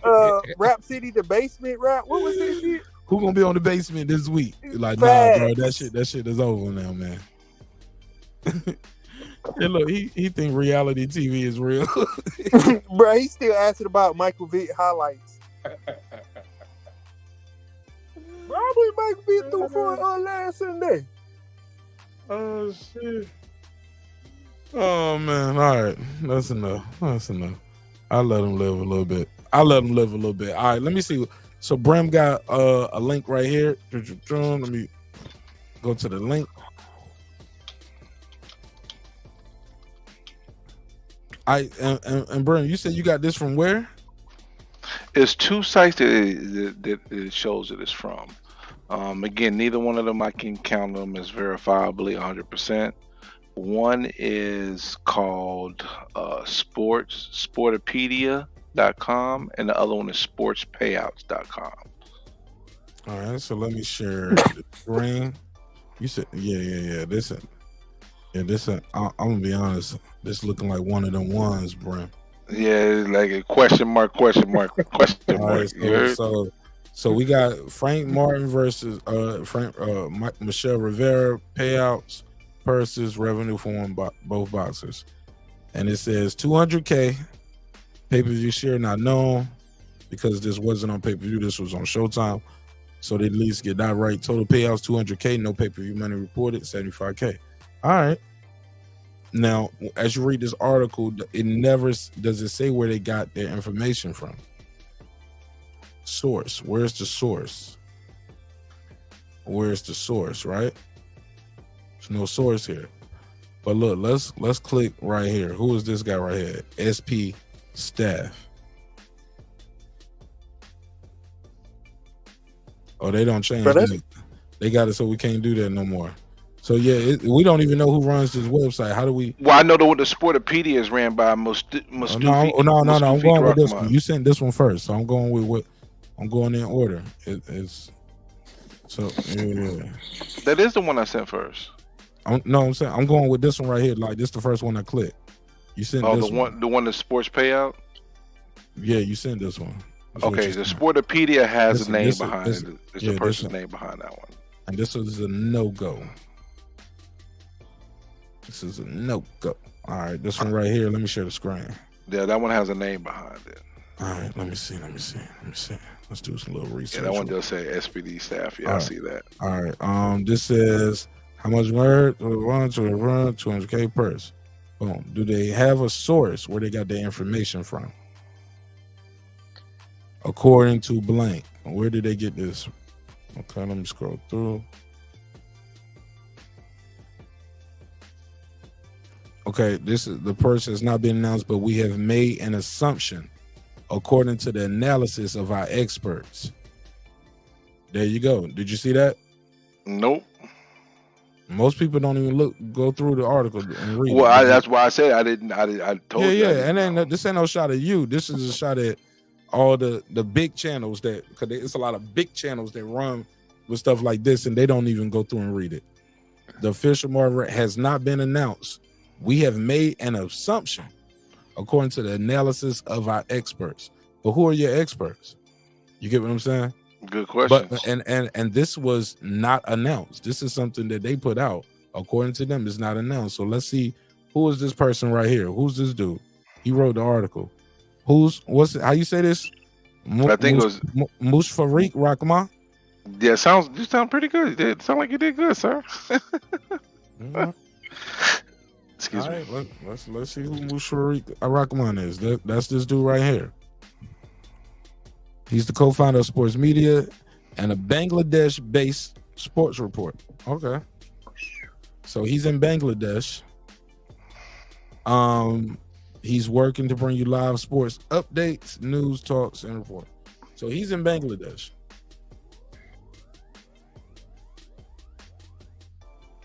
All right, I'll leave that there. You can do what you want to with that information. Pretty much. leave it at that. That's it. All right. So but you know what the bottom line is, though? This ain't Sports Media. It's Padia. Padilla. Yeah, but you How know at the bottom. How they You say know that? the, How you say that in Bangladeshian? How you say that in Bangladeshese? I don't. I don't know how to speak Bangladeshese. How you I don't either, sir. I don't either. You're asking the wrong person. But you know what? You know what the fact? You know what the fact of the matter is? No matter what, right or wrong or not indifferent with that, he ain't never made $1 million in any fight. Who? Frank Martin. Frank Martin ain't never got $1 million. Nah, I don't think he made $1 million. Nah, I don't believe that. I don't believe that.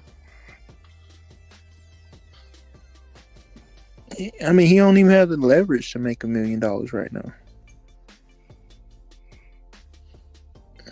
Look like he trying to make more than $1 million. Shit, Tio Lopez did more in the sport than he has, and he just got paid $4 million to fight Josh Taylor. Where you get that from? He got $4 million. You said how much he got? $1 million. $1 million. Oh, okay, because you said $4 million. I thought you said 4. I thought you said 4. Nah, it probably on some technical difficulties. But I told you I did a story over here one time how guys can get paid $1 million and leave out $225,000 in debt. Crazy. You leave out in the red. Oh, you fighting for a title? Oh yeah. That's crazy. Like, damn, how did it work though? I would like to see that breakdown because I'm gonna make it a whole video one day. I need to make it a standalone video because it's I can do it. I can do it. I'll break it down and I'll do it in standalone, and I'll give you the graphics with it, and I'll show you how the money just drop down. Because everybody get paid off your like a lot of those people. Like a lot of people get paid off your gross, not your net. So let's say your person's $1 million. I pay you 30% of the $1 million. You get 15% of the $1 million. You get 10% of the $1 million. You know what I'm saying? I pay the sanctioning fee based off the purse. 3% of the $1 million. You get what I'm saying? They getting paid off the gross. And that shit come out my purse. Don't forget you got a dietitian. Did you rent the gym or do you own the gym or you just work that outside? Because you got to pay the gym fee, right? How much you pay your sparring partners? Like that shit add up. Who cooked your food? You got a chef? Like all of that shit add up. It add up. And let's say you cut out the chef. All of that shit, man. What's gonna get you at the end is you gonna have to pay taxes off the $1 million. But you ain't even but you might be down to like 400 some thousand, 230,000. Motherfucker, like after you pay your taxes, man, shit, motherfucker, because you taxed at a higher rate because of the $1 million. Man, nigga, leave that fight. That's why a lot of fighters and a lot of entertainers in general get in trouble with taxes. The taxes always get them because they don't like to pay them taxes, man. They see all that money, they don't want to take Uncle Sam cut out right now. Take his cut out and put it aside. Also, they're not set up where they were getting paid. Now, a lot of people got hip now. Like, that's why you got these companies now, and you see a lot of people like, no, don't pay me, pay my company. I'm an employee. You know what I'm saying? I forgot the show, but it was some type of episode. Write all that shit off. You can write off your vehicle, the gas, the food, your mortgage, you gotta have that shit in the company, because if not, man, you're gonna be broke. Because all of that shit is coming to you as an individual. Like, that's a whole nother conversation. But what was the show you was talking about, bro? I don't know. It was some type of episode that came on about how, like, the artists, when they get their advancement, how they actually be like broken in the red, and like they break down. It was a movie. It was called The Show. Oh, okay, and then TLC. Or either Rhyme or Reason. It might have been Rhyme or Reason, the show, but yeah, they talked about points on the album. TLC was playing about points, but I think that's something different. That might have been the TLC special, but yeah, it's been a couple of documentaries out there about explaining how the industry is designed to keep the entertainer or the fighter or the artist in debt. Unfortunately, very unfortunate. because they were. I saw something recently where they were saying something like, your album may recoup like all the money back, but they can say like, we're only gonna credit like 100,000 worth of that to the million that you owe us, even though your album may have made like 2 million in all. I don't know what you mean exactly, though. I don't know. It was something like, even though you may make like the actual, like, let's say it was $1 million in all that everything costs for, and then your album does like $3 million, they may only credit like 500,000 of that 3 million to like what you owe them. Hold on. You talking about the budget from that? You talking about the album budget, or you talking about the promo budget, the video budget? Because when you say what you owe them, like you talking about everything in totality, like the album budget, everything I owe the label equals up to $1 million. Yeah. I sell X amount of copies. Mm-hmm. X amount of copies equals up to $3 million. Mm-hmm. And then they may only credit like 500,000 towards that million that I owe them. Yeah, that you owe them. Even though you made 3 million. Well, they got to pay me too. Like, I got to get paid too. You know what I'm saying? So I get paid. All the producers get paid. You got to pay the producers, right? Yeah. Did the label pay the producers, or does that come out the recording budget? Is that separate? How does that work? I don't know. I think it depends on the contract you write. What contract are you talking about in this example?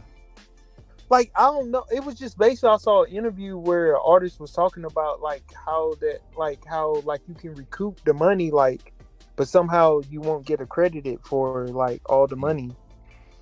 Yeah, you find that. If you see it again, I'll find it, man. Send that to me. Okay. All right, send it to you. Well, shit, that's it for me, man. Y'all got anything else? Because I did have one last thing I wanted to say to y'all, but I'll save that. I can save it. It's getting late. I can save it for another day. Yeah, I'm good. Old man Mark didn't get no nap today, so I'm sleepy. Yeah, we are getting up there, aren't we? Yeah, I usually get me a little nap before I do this show, man. Deal with y'all crazy motherfuckers, man. But today was a pop-up. And yeah, man, I had a great day, man. All things considered, man, like, definitely had some shit that did not go my way today that I was trying to get done, and I missed out on a couple $100, man. Ooh, and it's bothering me. Yeah, that's no good. Like twice, like on both ends of the spectrum. Like damn, I could have got this one and I could have got that one. I missed some work out there today. You know what I'm saying? That's no good. Hopefully you get it back. I missed almost $1,000 today, man. Ooh, that's nasty. Yeah, almost. Not as whole stat, but it was about like 7 and some change. I was like, damn, man, I could have got that job, and easy word too. So I was like, fuck it, I'm gonna take it out on Keith Thurman tonight. Get my frustration off of this goofy nigga tonight. He gonna get his word. But that's definitely was goofy. It was, but it was some little viral stories, but I'll do it on members only, or drop them over there, or I'll do it on the live tomorrow. But I love y'all, man. I hope y'all love yourself. If not, guess what? God loves you. So does Martin Nash and Neighborhood Breaking Beats. Final thoughts from the gentleman on the panel. Y'all, I'll let y'all close it out. Real quick, Keith Thurman, get in the ring, stop crying. Bud ain't worried about you, just like you wasn't worried about him years ago. Get in the ring with who though? Anybody. Fight somebody, please. You gotta say a name. Say the names. The names need to be said. Okay, go fight Boots. Go fight Boots, Thurman. Yeah, Thurman need to fight somebody. Go fight Boots. You know he ain't doing that shit. Well, that's his problem, and that's why he's on the shelf right now, looking like an old relic. No, he ain't looking like no Boots in it. And that's why he's looking like an old relic right now on the shelf. And when it comes to the Frank Martin and Shakur Stevenson, I've reserved some judgment, but I do have to say that Frank Martin did duck out of the fight. But Shakur, every move he makes, He did, and his company. He did on behalf of his company. He did at the end of the day. Sorry, his company ducked on behalf of him because they made those decisions, right? They were like, man, I ain't sending you over there, man, for the fuck that, man. I ain't getting no money off of that. Fuck that. I'm gonna build you up over here. how long you gonna build him up? You gonna be 35 before you get a shot? I mean, how much building y'all gonna do? However long I take, nigga, I'm pimping. All right, well, keep on pimping. Pimp your fight out, baby. Shit, Put him on the host roll. Hey, look, he the main event. That nigga star in his city, Indianapolis. Love him. Mm-hmm. Well. But hey, look, they didn't fill up the Cosmos though in Vegas. I ain't even gonna hold you. I was there for that. They didn't even fill up the Cosmo, bro. No, that's not a surprise. And there was a lot of comp tickets. Like, it's not a surprise. The motherfucker was in front of me, bro. I saw this nigga pick up like 20 something joints. Like, he just there. He giving the lady a whole time. I realized I'm in the wrong place. Like, I'm supposed to be upstairs going to the credential desk. Like, I didn't supposed to be at this desk where the ticket booth at. I'm at the ticket booth thinking they got my little credential badge. I just need, I got to get there by a certain time, to pick up your credentials. And I was like, damn, this nigga up here don't pick up like 25, 30 tickets. What the hell is going on? And then so in the process, I talked to it's like 3 white dudes behind me in the bubble, boom. And of course, I talked to them about the Spence and Crawford fight, which would be happening 2 weeks later from that day. And he was like, yeah, man, I ain't coming back for that one now. I don't think they're going to count me no tickets for that one. That one is expensive, brother. And then everybody with him laughing. I was like, damn, y'all niggas up here getting comp tickets too?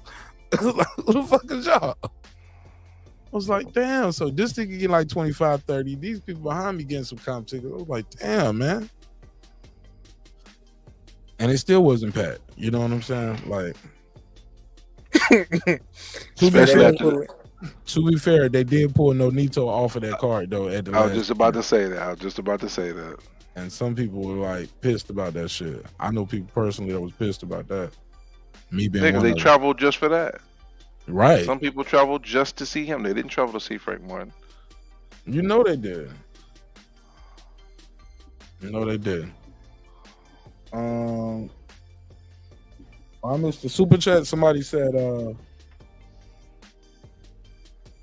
heavy bag boxing. He said just showing love and support, bro. He said Bud drunk off greatness. Danny and Keith good fights at 47 and 54. Shout out to heavy bag boxing. Damn, I wish I would have saw that. That was like 2 hours ago. My bad, fam. Well, no, an hour and a half ago. Sorry about that, heavy bag boxing. I'm gonna reach out to him. Let me see if I can go to his channel. Got a channel? Cool. But check out heavy bag boxing. Shout out to heavy bag boxing. All right. Said drunk, Bud need to fight him.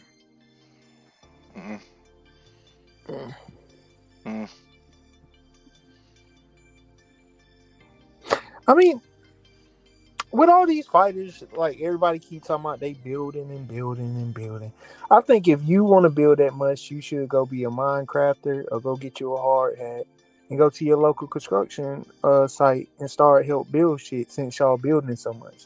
Because I mean, it's like, bro, it's like, no, for real. It's like, bro, you 20, like, bro, it's no way y'all niggas building this much. You know what I'm saying? It ain't that much building in the world.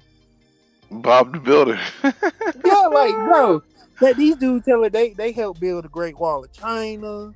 They like, bro, come on, man. It's just no way you building this much. Like, you building up bullshit ass excuses. That's what you building.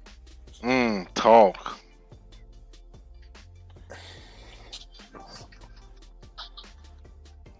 Yo, and he heard you say, talk. I ain't say it like that. I did not say it like that. That nigga said, I ain't saying another goddamn word. I guarantee you. I did not say it like that. Stop it. Stop it. I did not say it like that. You dirty right now. You sound like your name was Anton. Yo, bro, if I throw something at you through the phone. You dirty right now. Your mom be like, I call him Antoine. He out here telling people his name Francois and shit. Your nigga, your name. My name Francois. Hush. Your name Franklin, nigga. I named you Franklin. It's Francois, mom. He's so ignorant. Nah, You ignorant. You ignorant and you more ignorant and you some more ignorant. Nigga, I'm getting sleepy. I get goofy as fuck when I get sleepy, nigga. I'm up here talking with my eyes closed. Well, night. You know when you ever got so sleepy you be talking with your eyes closed and shit. It's been a long time, but I do get goofy when I'm sleepy too. And I'm high. I'm high a little bit. Yeah, I can't wait till after work. That's where I'm gonna go to. Let's get it. Well, hopefully I'll help you get you through halfway through your shift. Definitely. We on the back. We're on the back now. And it's been an easy night. I'm almost done with all my reports. Just cleaning up the boards right now, making sure everything's flowing right. Looking like an easy night. Look at God. All right, man. Well, I'm gonna see y'all on the next one. Anybody want to plug and promote a thing before I let you go? Hey, man, listen. Stop the cap. Hit his cash app. There you go. Appreciate it, bro. Yeah, cause I need it, man. I missed the lick today, man. I need your support, man. Damn. But all right. Like that, you got anything, LD? No. I just appreciate being on the show, man, and putting on a great show. Yeah, I'll get y'all ass over here tomorrow, man. We're gonna do the same shit again tomorrow, and we're gonna have a good time. I'm gonna try to get here earlier tomorrow. I got here pretty early tonight for me. Y'all know me. I'll fuck around, go live at 1:30 in the morning on the East Coast. Like, yeah, who up? No, well, I'll be up.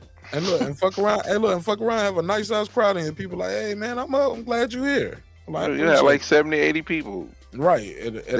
Starting at 1 o'clock. You know what I'm saying?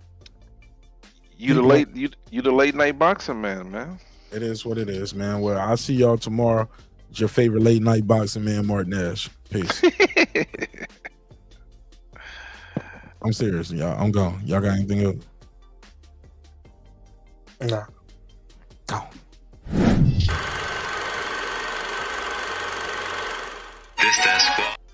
Hold up, man. Let me close this shit out right. Hey, look, man. It's your favorite to make your man Martin Nash. Hey, look. Respect is free. Disrespect gonna cost you everything. Your family, your freedom, your finances, most importantly, your life. So let's show each other love, respect. Sometimes we're gonna agree. Sometimes we're gonna disagree. But one thing's for certain. Always remember, man, dreams require sleep. Goals require effort. You can go to the description block of this and every video, copy some of the merch, support the show in a major way, and get you some of the little drip that we got out here.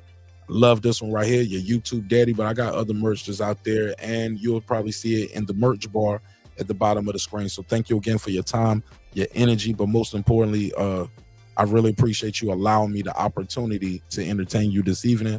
Hopefully you all were entertained, and I will see you guys tomorrow. I'm gonna try to be here between 10 and 11. No later than 11, no earlier than 10. But shit, if I can get here early, I will. All right, so we're gonna have a good time. All right, so I love y'all, but I'm gonna have to shorten some of these shows because I got some other things I got going on this week.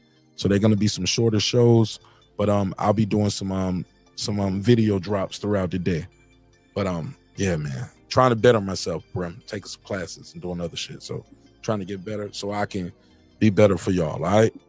So now we can close the show. Hey, look, man. One thing. Hey, look. Sometimes we're gonna agree. Sometimes we're gonna disagree. One thing's for certain. Two things for sure, homeboy and homegirl. Never forget this. I built this shit. Me. Brick by brick. And I'll be damned if I let you tear it down just because you don't like the way another nigga talk. And I'll hit you in the face with a brick before I let you do that. Drive, motherfucker.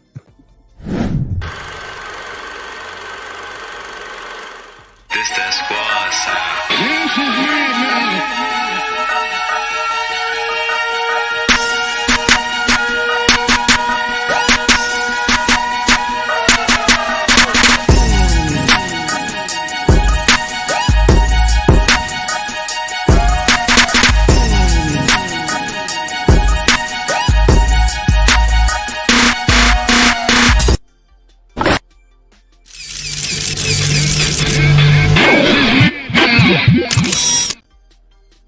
And always do better, Haplo. Trying to do better, man. And y'all will see soon. All right, peace.